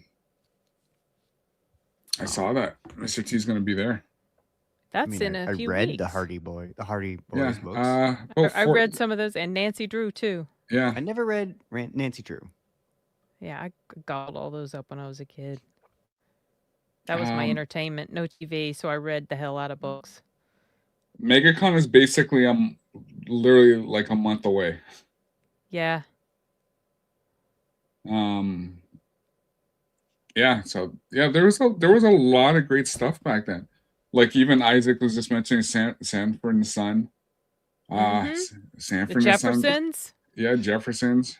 You know, Sanford and it's Son. funny because I can't remember whose stream it was. I think it was Drinker or Gary. I can't remember, but they said because you had great black shows up until 2016. Right? Because you had you had Fresh Prince and you had all these other shows. 227. 227, and then 2016, everything just shifted. Yeah, it's weird. Yeah, and I like I like Hanging with Mr. Cooper was one of my favorites. That was big. I remember that. Yeah, Holly Robson. Family Matters also, right? Yeah, Family Matters. Yeah. Oh yeah. Cosby Show was huge. Yes, that was a big deal. What was everyone watching on that? Was that their Wednesday or Tuesday night, Thursday night? It was Cosby Show and Family Ties. Michael J. Fox too, right? Yeah. Family Ties. So you had the and of course then you had the other show. You had Married with Children on the other side of that was going strong. So you want to watch good wholesome TV. You watch Cosby and Family Time. Well, even Family Matters if you want to go. And then if you want that raunch, you go to Married with Children, right? So, yeah, a lot has changed. I wonder sometimes from just like a cultural impact, what the just the connection between having an era where shows like The Cosby Show, and leave all the stuff about the actors aside. I mean, the actual show itself, where you had things like that in an era where my perception is it feels almost like racism it gets talked about so much now in a way that it didn't get talked about then, but I almost get the impression it's worse now in actual lived experience than it was then. And I do genuinely think, I wonder if it doesn't have something to do with the fact that you had shows like The Cosby Show where it's just a wholesome family being normal and things like that, where it's just like, yeah, I think that probably my personal completely unstudyable theory is I think things like that and having media like that probably did more to combat racism than any of the nonsense that's happened in the last 15 years. Agreed. But, you know, there are certain groups of people for which it's very profitable to keep this thing alive. And I heard there was this guy on, I can't remember who it was. I can't remember what the guy's name was, but he was talking about that whole issue. And he was saying it reminded him of one of the Freddy movies. I think it was one of the Freddy movies, where Freddy or Jason, whatever. But the point is, the horror of this bad guy, he lost his power the less people talked about him. It was like the fear of him was what made him stronger and stronger. And so when they stopped being afraid of him or talking about him or thinking about him, his power diminished. And it feels like that's exactly what's happening. It's like the more it's talked about, the more big and nasty and ugly it gets. And yeah, it's really frustrating. Well, you know, you remember when Donald Trump was on Fresh Prince? Yeah, they loved him back then. Yeah. It's funny, you know. Yeah, it's crazy. It is. The way things have shifted, it does feel like a lot of it started to take a very hard and noticeable turn in the mid teens.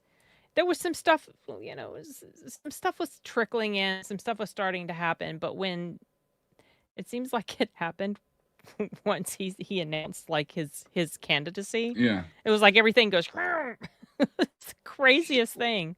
Well, and I remember even in 24, there were there were a lot of people, a lot of rights groups complaining because of treatment of people from the East. And there was because that's what Jack Bauer did, right? That was his job. Yeah. That was his job. And a lot of people, they didn't like that. So, and I remember there was a lot of complaints about the show, but you know what? You had a lot of strong, prominent, you know, Eastern actors who were on that show. Yeah. So, you know, unless they had a problem with it, you know. Rami Malek got a start on that show. Yeah, that's right. He was in was he? 8. Yeah. Oh, must have been. No. I don't remember him. It's season New York 8 City season, wasn't it? The New York City one, yeah, season 8. He was like the son, or whatever it was. All right. I don't think I can't remember when I stopped watching it. Season 8 was good. That was the New York one. That was really good. Okay. Because that's when Jack basically just went and said he's gonna wipe out everybody. You know, that I would recommend you go watch season 8. Okay. Is it standalone? Yes. Okay. But it pretty much brings everything back together. Because he just goes on a rampage. A rampage? Yeah. Which was classic Jack Bauer. Just like, I don't care anymore. Yeah. Everybody's going to die. Well, he held back in the earlier seasons. Yeah. Yeah. Yeah. So yeah. Like I never even got into. I tried watching Homeland. Yeah, never. Maybe I only worth it for the first 2. Yeah. I got through the first episode, and I was like, I didn't even get through the first episode, and I was just like, I'm done. Really? Yeah. The only show that came close to 24 that I've just recently watched was Terminal List. Terminal List had first season was good. Yeah. And I even like Dark Wolf. Haven't seen that yet. Dark Wolf is fantastic. I haven't It watched was Dark Wolf. I when you can go watch it. I wanted so much more after it ended because it was very good. Tyler Kitsch and Chris Pratt, just great. Yeah. But again, Terminal List, that should already be on its like third season. Exactly. Yeah, they go I a am long time between them, don't they? that well, as I was saying, you watch 24, you get your 24 episodes, and then the next year you get your whenever they do it, and you get it for the next season, you get next season. It's Yeah. That's the problem is like after COVID hit, it took so long to film anything that even though COVID's not even as big of a thing anymore, it just takes forever to get any type of next season. They just go sometimes 2 and 3 years without a next season. yeah. Man, with this Law and Order. Law and Order, I watched like the first 2 seasons of the original. I was like done. And then House of Cards. I love House of Cards. Well, I don't like the last season. No one does. It doesn't exist. Yeah, it doesn't exist. Yeah. Ryan keeps saying I'll watch House of Cards again if they can bring back Spacey for that last season they bungled. Maybe just like do a whole new season and like retcon the last season. Yeah. The Wire, you know what? The Wire, I didn't care much for The Wire.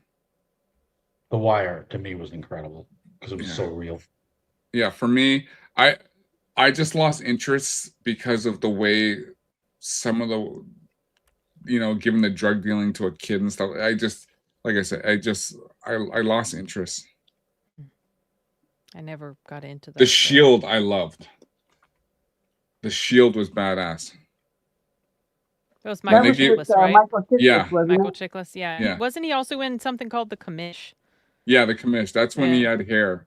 When they removed the hair, he went badass, and that's when he became the Shield. Oh, and that was with comedy, wasn't it? Sorry. Wasn't the Commish Yeah, the comedy? Commish was somewhat comedy, but Oh, the was Shield it? Okay. also.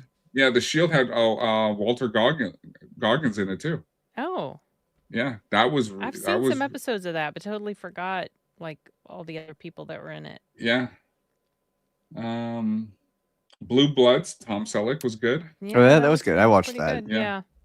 Is My it still grandpa's going show. on or is it done? It went on for a long I time. think there's another series with the Sun. Okay. What was the Baldwin? What was the Baldwin that was in that? Wait. Wahlberg? Wahlberg. Donnie Wahlberg. Yeah, I think there's a new show with him in it. Person of Interest as well. Sorry, I'm just speaking out. Yeah, and Blue you know what? Bloods ended in 2024. It had 14 seasons, Went on for a long time, 293 episodes. I remember the beginning, it felt just kind of generic, but then as it went on, like let's say second season and onward, I felt that it got better. But I never finished it, so I'm super behind. Anything Tom Selleck is in, I'm gonna watch it. Yeah. Yeah. He's a good actor. So the guy who played the father, or the like the head patriarch, Tom Selleck's father, in Blue Bloods. I think his name is Lynn Carreau or whatever. He played in an 80s movie that we haven't talked about that I think is quite good called The Lady in White, which has the kid from Witness in it with Harrison Ford. I've We never heard of talked that. about Witness. Lady in White's it's like a ghost story, but I think it was pretty well done and I like the time period. Anyway, that guy from Blue Blood plays in there. He's also an audiobook narrator, or I don't know if he's even still alive, but he was an audiobook narrator for several of the Harry Bosch books written by Michael Connelly. I just want to go back here. Yeah, I like. Anyone here watch Person of Interest? Because I think that was Caviezel. I always wanted to watch that. Caviezel, yeah. Yeah, that's a very good show. I've seen some of it, but I never finished. I've heard good things. Yeah, Lucifer. Yes, V. Sorry, I got sidetracked by the mention of Oh, V. yeah, V was a fun, like, that was a really good miniseries, and then they had a TV show that went yep, on for, like, I don't know, 19 episodes. But V is the reason why Freddy never scared me in Nightmare on Elm Street, because he's always, to me, Sweet Willie from V. That sweet character Willie from V. yeah. Did you watch the remake? I started watching it and I never finished. It was bad. Yeah. I Yeah, like the beginning episodes, but like I said, I never finished. So they did bring back Jane Batter and Mark yes, Zinger. she was okay. I didn't see Mark Singer being brought back, but I saw her, and she was the mother of Yeah, Monica or whatever Baccarin's character. yeah, Yeah. yeah. The Mark Zinger was like this special ops guy. Yeah, I never got that far into it. So Yeah, I wanted to, and then I was just like, Mm, oh, this was not the 80s. The 80s version was so good. yeah, it was so much fun. Yeah, it was a lot of fun, and you know, ripping the mask off, and Yep. you know, the one girl getting pregnant by one of the aliens, Yes, and she and has how they would spit, yeah, and their tongue would come out, and yeah, then one of them, I think the main bad girl, Diana or whatever, she yeah, was like this guinea pig or yeah. something. She stuffed this thing down her throat. Um. Okay. Take care, Bobo Yogi. Um.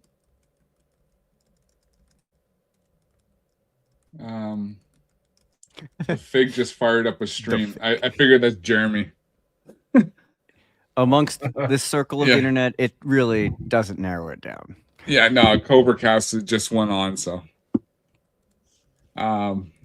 yeah, no, V was great. Mhm. When V first came out, everyone was just like, what's going on? What's this? Yeah, yeah, It was kind of spooky at the same time because you didn't know what you were getting. Like that first shot where Mark Zinger is like in the watching the behind where the the girl, vents, right? yeah, Like, yeah, yeah, and then you see the spaceship she come eats. in. Oh, Yeah, okay, yeah, yeah, it yeah, was, it's a yeah, fun and of course, show. and then they find out they're loading it's food that they're gathering. They're taking Yep. our water and people for food.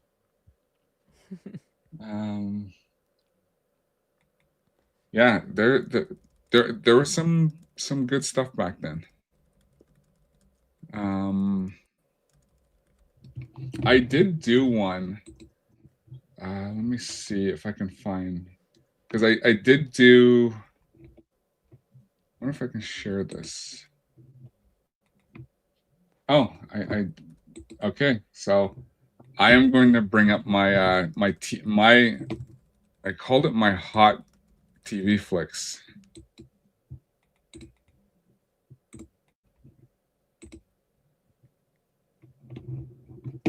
So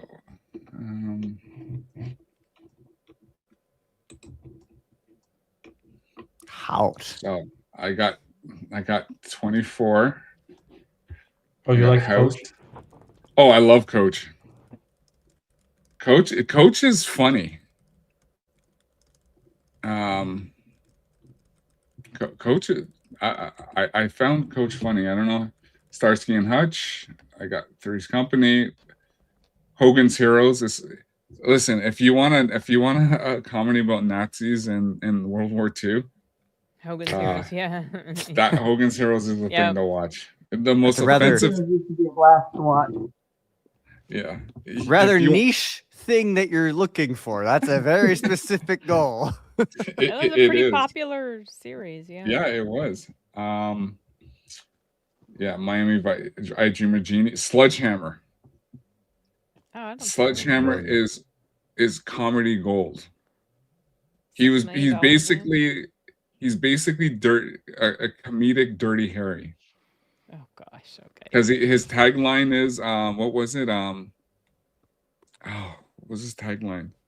Oh, I know what I'm doing. So, $6 Million Man, Major Dad, Due South. Due South is basically Canadian American. It's basically a Mountie. He gets in trouble and he has to, he gets stationed in Chicago. at a I consulate. think I've heard of it. Of course, Baywatch. So, yeah. So that's my list. That's just a list I put together. Oh, another series from the 80s that was it was kind of like the helicopter version of Knight Rider, which was Airwolf. Airwolf. Yeah. Oh, I Um, forgot I was about talking Jan about Michael that Vincent. recently. Say what? I forgot Someone was about talking Jan about Michael that show Vincent. recently on From another somebody. stream. What's it, Yeah, I Jeremy? haven't seen Airwolf in a long time. Mm-hmm. yeah, that was Jan. What was that guy's name? Jan. Michael Was Vincent. Ernest Jan Michael Borgnine? Vincent. Jan Michael Yeah, Vincent, Michael Vincent. Yeah. who played in a movie with Charles Bronson. I think it was called The Mechanic. Yes, that's right. The Mechanic. They redid Airwolf a couple years back, didn't they? Oh, I'm not I sure. don't know. I hadn't heard if they did. I thought that no, they redid MacGyver. That's the Oh one. yeah, they that's redid. right. They redid. Didn't they also try to redo Knight Rider? They did. Well, yeah. 2008, they made him a Ford Mustang. Yeah, I don't think that lasted long. They made a whole bunch of No. changes. They also redid Magnum PI, right? Yeah, where he was Hispanic now, Nah, no thanks. and Okay. Higgins. I didn't. Higgins was a woman. Oh, of course. They also did they made this show called Elementary with I think it was Elementary with It was. John I can't remember the guy's name. He used to be married to Angelina Jolie and he was like Sherlock basically. And they made Oh. I watched that show for a while. Elementary? yeah, Elementary and they made Watson was played by oh gosh. Oh, Lucy Liu. Lucy Liu. Yeah. That was Dr. Watson and the housekeeper, like the landlady was trans. Mm. And that was like several years ago before like a lot of the stuff has really been done in earnest in that regard. So it was like, oh gosh, this is ridiculous. Yeah, that was kind of like at the beginning of the movement when they started swapping everything. Yeah, when I watched a few episodes and I liked it okay, but when it really like dawned on me what was actually going on, I just completely walked away from it. I never finished. I was just gonna say yes. Old Renaissance boomer. Yeah, Hardcastle McCormick and Manifest. We did mention Miami Vice, and then yeah, there was Get Smart, the TV series. Oh yeah. And then of course there was Get Smart, the movie with what's his name, 40-year-old version, Steve Carell. Yes, him. And what's her face? Oh gosh, I can't think of her name. Anne Hathaway. Yes, her. My gosh. Yeah. Yeah, I keep forgetting about her because she's. You know what? I didn't mind her. Well, it wasn't like she was a big role, but I like Interstellar. Interstellar is one of my favorites. Yeah, I saw that once. Actually, they did the 10th anniversary and they showed it in IMAX in 2024, and I went to go watch it. Yeah. That was great. I know it came back. I think the other Inception came back as well. I never saw Inception. It's okay. Really? Yeah. I mean, a lot of people like Christopher Nolan, the more films he makes, the less impressed I am by them. Unfortunately, I feel like I like his earlier stuff more than his newer stuff. I see. For me, it was just the Batman series and Interstellar, and I think that's pretty much it. I like Memento and the Batman. Oh yeah, Memento. Oh, that's old school. Yeah, and the Batman movies, those are probably my favorites, but I felt like the further he got on with his movies, his career, I felt like the more pretentious his stuff became. I was not impressed with Dunkirk. I did not like the way he told that story. And Oppenheimer, while it was fine, I felt the whole time I'm watching it, I felt, wow, feels so freaking pretentious. I couldn't. I never Liked watched it more Oppenheimer. Yeah, it was overrated. I think it was overrated. Cillian Murphy was great, Everybody did a fine job in the acting, but oof. What's his name? Yeah, Memento. What was Guy it? Guy Pearce. Yeah, what was the actor's name? Keith. What was the actor, the lead actor in that? Because it was Guy Pearce what am I thinking of? in Memento. What movie am I thinking of? Not Memento. What was the girl from Matrix? Catherine Moss? Carrie-Anne Moss. Carrie-Anne Moss. Yeah. She was in Memento. Right. The guy she played opposite. Guy Pearce. Was it Guy? No, it was. So there's another. I mean, let's see. Let me look at the cast. You think it's someone named Kevin? No, not Kevin. There's Joe Pantoliano. Who else played in Matrix? There's an actor I'm missing. Was it that? Something. Oh, Callum Keith Rainey. I don't remember who he played. He played Dodd. Oh, Dodd. Okay. Yeah. So he's also in season 8 of 24. Oh, okay. So all right, that's what you were coming around full circle. That's what I was coming around to because I wondering remember watching Memento, and I remember Callum Keith Rainey. Okay. So What's yeah, his name? that's what I was coming. Sorry, Spider. What's his name? Callum Keith Rainey. I gotta look it up. He was in season 8. Yeah, 24. I gotta remember now. Oh, I've seen this guy in so many different things. I feel And like he was also in Due South as well, that Canadian show. This IMDb picture of him he's like much older. I remember him from his younger. He was in Californication too, right? Yeah. Yeah, I didn't watch that, but I knew about his character. He was in there was a Firm TV series. I guess there was. Because that was Tom Cruise. The movie, yeah. Mm-hmm. Yeah. I didn't know he was in the TV show. Longmire's a really good show too, based on a series of books. Oh, I remember him from Hardcore Logo. He's been in a lot of things.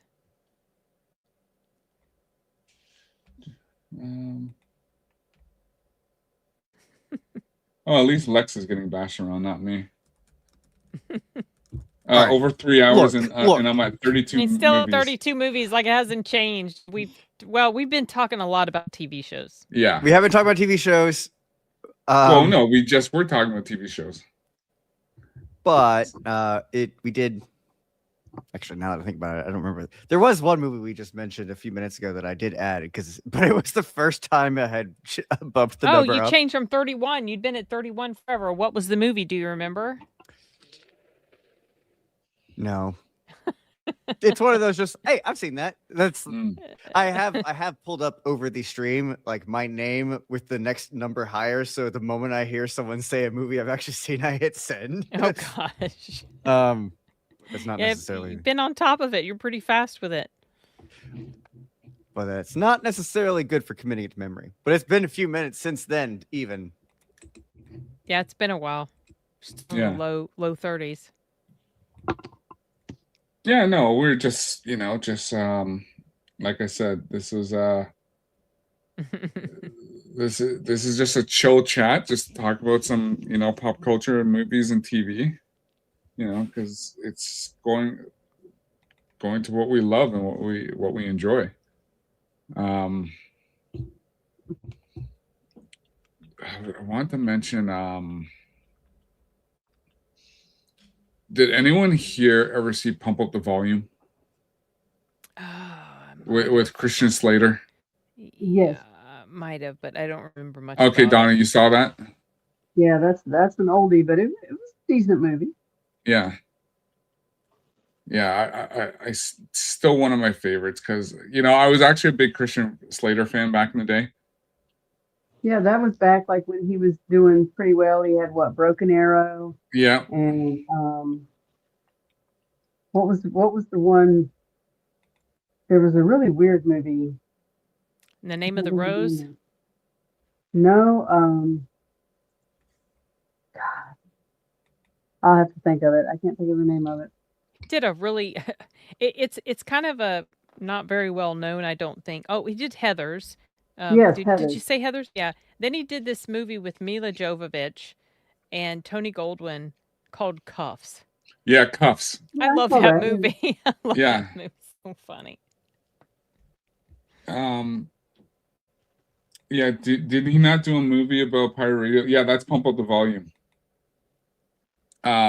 So funny story about him. So he was in Star Trek 6, the Undiscovered Country. Played a Christmas small later. role. Yeah. He know wakes up that. Sulu to tell him that Starfleet's wondering where Kirk and the Enterprise is.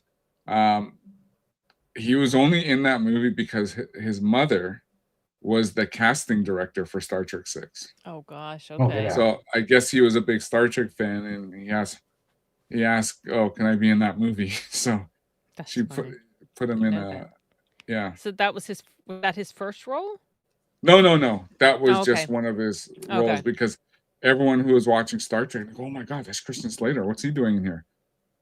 Yeah. So it's just one of those things, one of those cameos you see. It's Yeah. like, why is this person there? Yeah, and then like even going back to some Kevin Smith movies, I like Mallrats, Clerks. Well, the first Clerks. I didn't care about the other Clerks. Oh, one good one I really liked, Michael Keaton, called One Good Cop, where he has Saw to that, I take think it his was. part, and it was his partner. I think it was Andy Garcia, gets killed in line of duty, and then Yeah. him and his Rene Russo, they have to take his three Right, kids the in. kids. Yeah. Yeah. The 3 girls in. That was a good movie.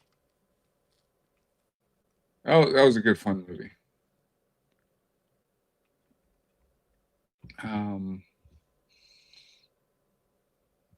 What was it? There was one I enjoyed, was oh, what was it called? Oh, Keith Sutherland and Woody Harrelson, The Cowboy Way. Oh, yeah, I've seen that once a long time ago. Yeah. That was a fun movie. You know, there are 2 cowboys coming into New York City. I think it was New York City. Yeah, it's been ages. Yeah. Forgot about that one. Yeah, there were some good movies back in the day. There's still some good ones today. You just have to kind of go digging for them. Yeah, exactly. If you guys just want to talk amongst yourselves, I'm just going to do a couple. Just want to bring something up here. What? I'm just laughing at the say talk quietly amongst yourselves, which is totally a line that I No, I use. said talk amongst Talk yourselves. amongst yourselves. That's funny. yeah. Sorry. When I hear that phrase, talk amongst yourselves, I'm reminded of in 2019 when I went to DragonCon and I went to Carl Urban's panel with Jack Quaid. And the only reason I went to that panel was to try to find a way to give Carl Urban a copy of my brother's book, which he wrote with, like, Carl Urban was like the inspiration for his character, the way he wrote the character and like had him in his mind. And so he wanted me to give his book to Carl Urban. I was like, I don't know if I can do that because sometimes they don't like you to do that at panels. But anyway, I ended up being successful. I got up a second person in line to ask the question. And I mentioned the situation and, said, if it's not appropriate, maybe you tell me where I could send it or whatever. And so the moderator's like, well, bring it up here and we'll give it to him after the panel or whatever. And Carl was like, no, give it to me now. So they handed the book to him, gave him the book, and he opened it up and he started like looking because he saw the pictures and everything. And he's like looking and he says, oh, talk amongst yourselves. And he was like looking at the book. And someone was like, read it. So we started reading a little bit of it out loud. It was kind of funny. And then later I found someone had taken a video of that panel. So I had to do a reaction video to that portion. It was funny. Anyway, whatever. That was He's going to be at MegaCon. Is he really? Yeah. Oh, he's coming? Yeah, he got announced this past week. Oh, wow. That's awesome. Just keeps getting bigger. Yeah, because pretty big. Yeah, MegaCon's gonna be a lot of fun. Looking forward to that. Hoping I can get down there one day, maybe with the audiobook company I work with. I would really like to go there because I know a lot of YouTube people go there. Oh yeah, like I think this one's gonna be a lot bigger this year because there's a lot of people are coming down. It's gonna be a big show. I know Critical Drinker is coming down again, so that's gonna be a lot of fun. I would like to meet him in real life. He did work on an audiobook for us. He did added his voice, and I had him on my channel for an interview a while back. It'd be cool to maybe one day meet some of these people that I sort of know just virtually online. Yeah, they're great guys. Yeah. What's that? He's one of the nicest guys ever. Yeah. He seems to be. No, he's a good guy. I had to at the meetup I had to basically be a shadow because at the meetup he just wanted to have a good time, but then everyone kept on lining up beside him to get his picture, and he was trying to. And he just said to me, "All I want to do is just enjoy," because he was signing so many autographs at the Rip Reviews table. Yeah. So it was yeah, he was pretty much done for the night. So were you there when I had already left? But were you there when Jay knocked his drink over? I was right there. Jay knocked his drink onto him. Jay bumped him, and his drink went flying all over him. Oh my god, that was funny. That was funny. The poor guy. Let me see. Yeah, I had bounced by then. Yeah, because at least now the place that they got is going to be a lot better because it's only going to be our people. Like it's only going to be like our group. It's not going to be like just party goers because that's what happened last time.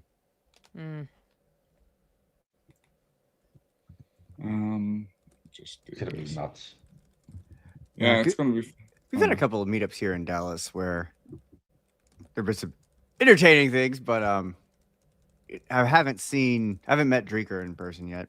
But a couple of other people have come to Dallas before, so I've met like Gary and Jay and so on. I met Gary once at San Diego last year because I went there for work, and I was going to go to Chris's panel.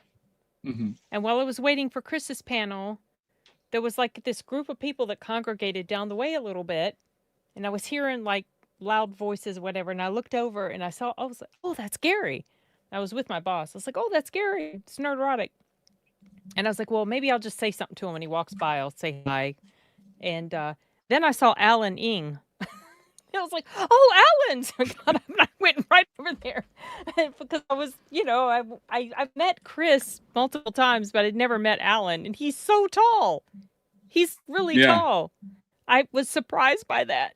So anyway, I was talking with Chris, and I had on a shirt that Polly sells, Polly from Latino Slant, defund the thought police. And so they recognized the shirt, and I indicated I was, worked with Polly and everything. And I said something to Gary about, oh, I heard like all this noise over here. And I looked over and I saw Gary, and he's like, yeah, that's me. I make a lot of noise. I just thought it was kind of funny. And I met Derek, the DA, whatever his channel name is, DA, whatever, Anderson or You know I'm who not I'm. too sure. Yeah, You know who. If I showed you his picture, yeah. you know exactly. He's on streams with them Oh, okay. a lot, like especially like with Film Threat. So yeah, that was cool. Yeah, yeah. It was funny because Alan, when we're at the meetup, Alan comes up to me and he goes, "Oh, cool, it's you, Cole." And I said, "Yeah." He goes, "Can I take a picture with you?" And I was like, "Sure."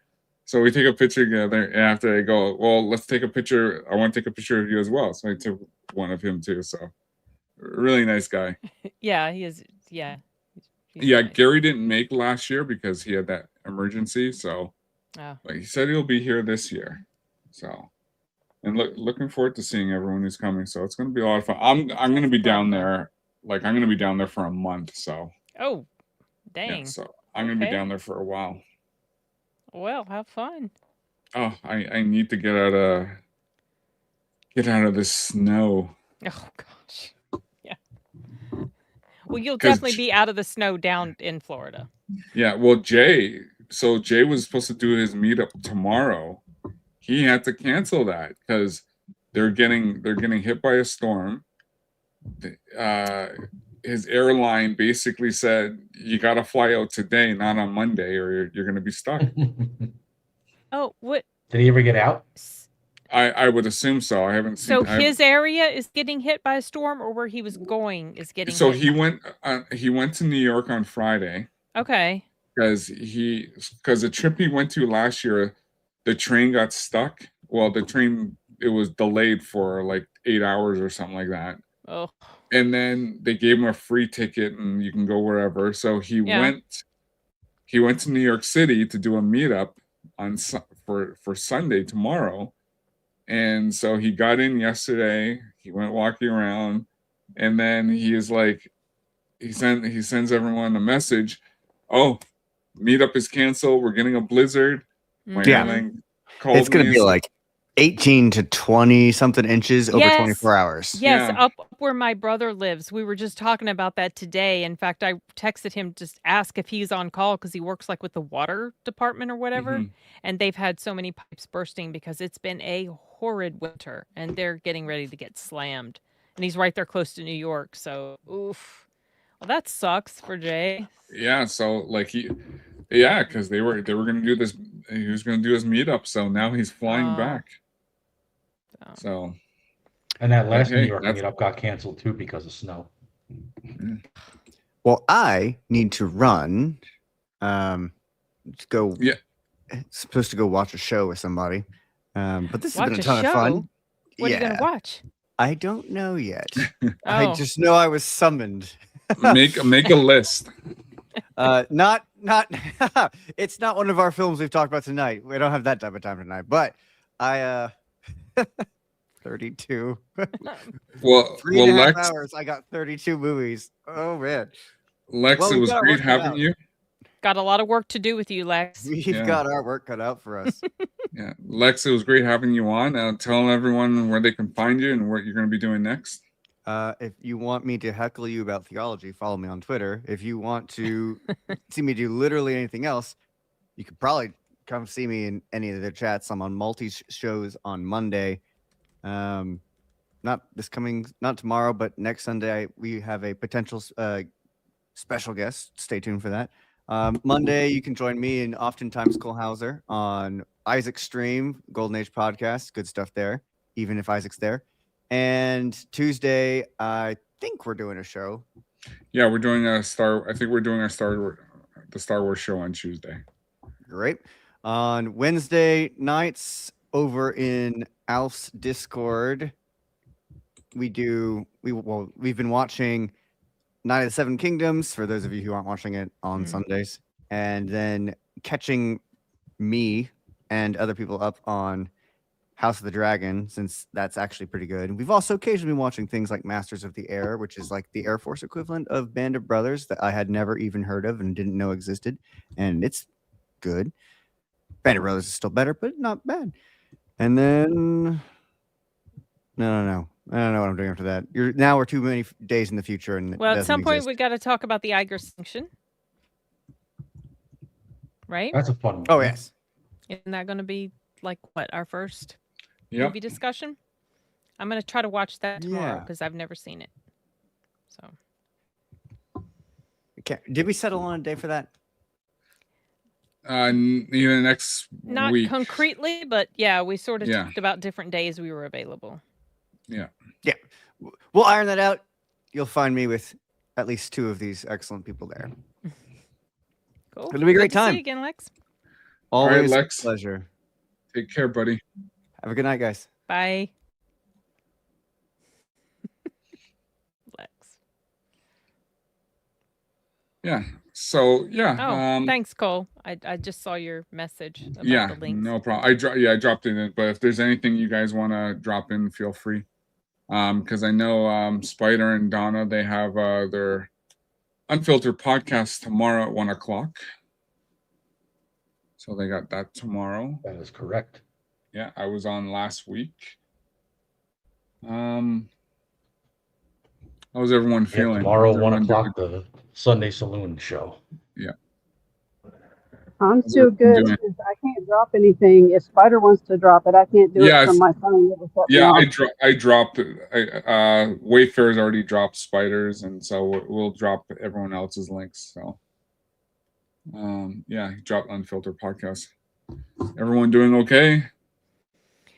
I'm eyeing the clock and it's almost midnight here, where it's Ooh. almost midnight for you as well. Yeah, So yeah. I think because we've gone over 3.5 hours. a lot. Yeah, we've Yeah. covered a lot. I mean, there's so much to talk about. Yeah, you know, no, you could just there is so much go to on talk and about. on and on. So, but no, I think we can call it. I'm gonna be up early because I gotta watch hockey at 8:10 in the morning. Oh, Canada USA, versus Canada. USA. oh, that's right, because the U.S. girls beat Canada the other day, right? Yeah, we don't care here in Canada. We don't care about women's You hockey. don't care about the women's hockey, okay? It's I just didn't the even men. realize Canada and the U.S. were Yeah, having the game tomorrow. I didn't even know they had made it to the. I haven't paid as much attention to the Olympics Yeah. as I usually do. and it's like I've been saying to everybody. It may be Canada versus the US, but it's basically the NHL versus the NHL. Yeah. These guys either Those are the play in the players. same team or they play in the same division. Yeah. So they all So- know each other's tricks and Exactly. everything. Spirian. Later, everyone. USA is getting gold in hockey. See you, Spirian. I listen. I'm Canadian. I'm rooting for Team Canada. So Okay. I honestly don't even care. so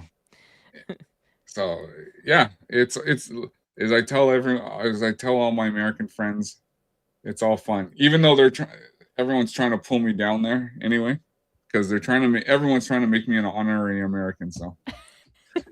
Well, my coworker, we get on his case some way. So, I also do audiobook proofing in addition to the other stuff I do with the company. And my coworker, who's Canadian, real tall guy, I was working on one of the books he did, and in this book, it takes place in the U.S. and there are multiple instances where the character is cooking or eating pasta. And I did not realize Canadians say it a completely different way. Pasta. You know how many times I had to mark him to do retakes for that one word? Because it's like, this doesn't take place in Canada. It takes place in the U.S. That's not how we say it. So I never forgot that. I always associate the word pasta with Canadians. So I would say I'm going to eat some pasta. You say pasta. I say pasta. Pasta. Yeah, Yeah. we don't say that. Pasta. Yeah. We're like pasta. So Like- it sounds so weird, and I heard him say it so many times. I started to then get confused about the way it's really said in the U.S. because it was just like ingrained into my brain, pasta. So anyway, we were teasing him about it, just playing with him and kind of making fun. He had to retake those lines over like 120 some instances where I had to mark for him to retake it. I know, and so he said at some point, He's like, you guys are beating the Canadian. You're killing the Canadian right out of me, or something like that. It was just kind of funny. Well, it's like we say Z, where you guys say Z, right? Z, yes. Yeah, we say Z. Zed, yeah, I heard of that. So That's an That's English funny. thing, isn't it? Might be. They might do that over there in the UK too. how would Wayfair saying what about how you say aluminum? Yeah, aluminum. You say it correctly. Don't I they think say that's correct. aluminium in like the UK? Maybe we say aluminum. See, it's funny just because even though we're on the British system, like we do have a king. Our English is like our English is more American Yes, than it would agree. be. Yeah, agree. You guys sound like, with the exception of a few words, like when you say things like about and out, you guys sound American. Yeah, Yeah. you do. Yeah, and Funny. like I think I posted on X a little while ago because I basically said we drive on the right side of the road, we don't drive on the left. we have steakhouses, we have McDonald's, we have Taco Bell, we have all this stuff. There's no difference in Canada than the United States because our two countries are basically intertwined because of how we drive. We got our we got our digits on the phone number, 9 digits on the phone number or whatever. It's yeah, there is nothing UK or British about Canada. That's so funny. So,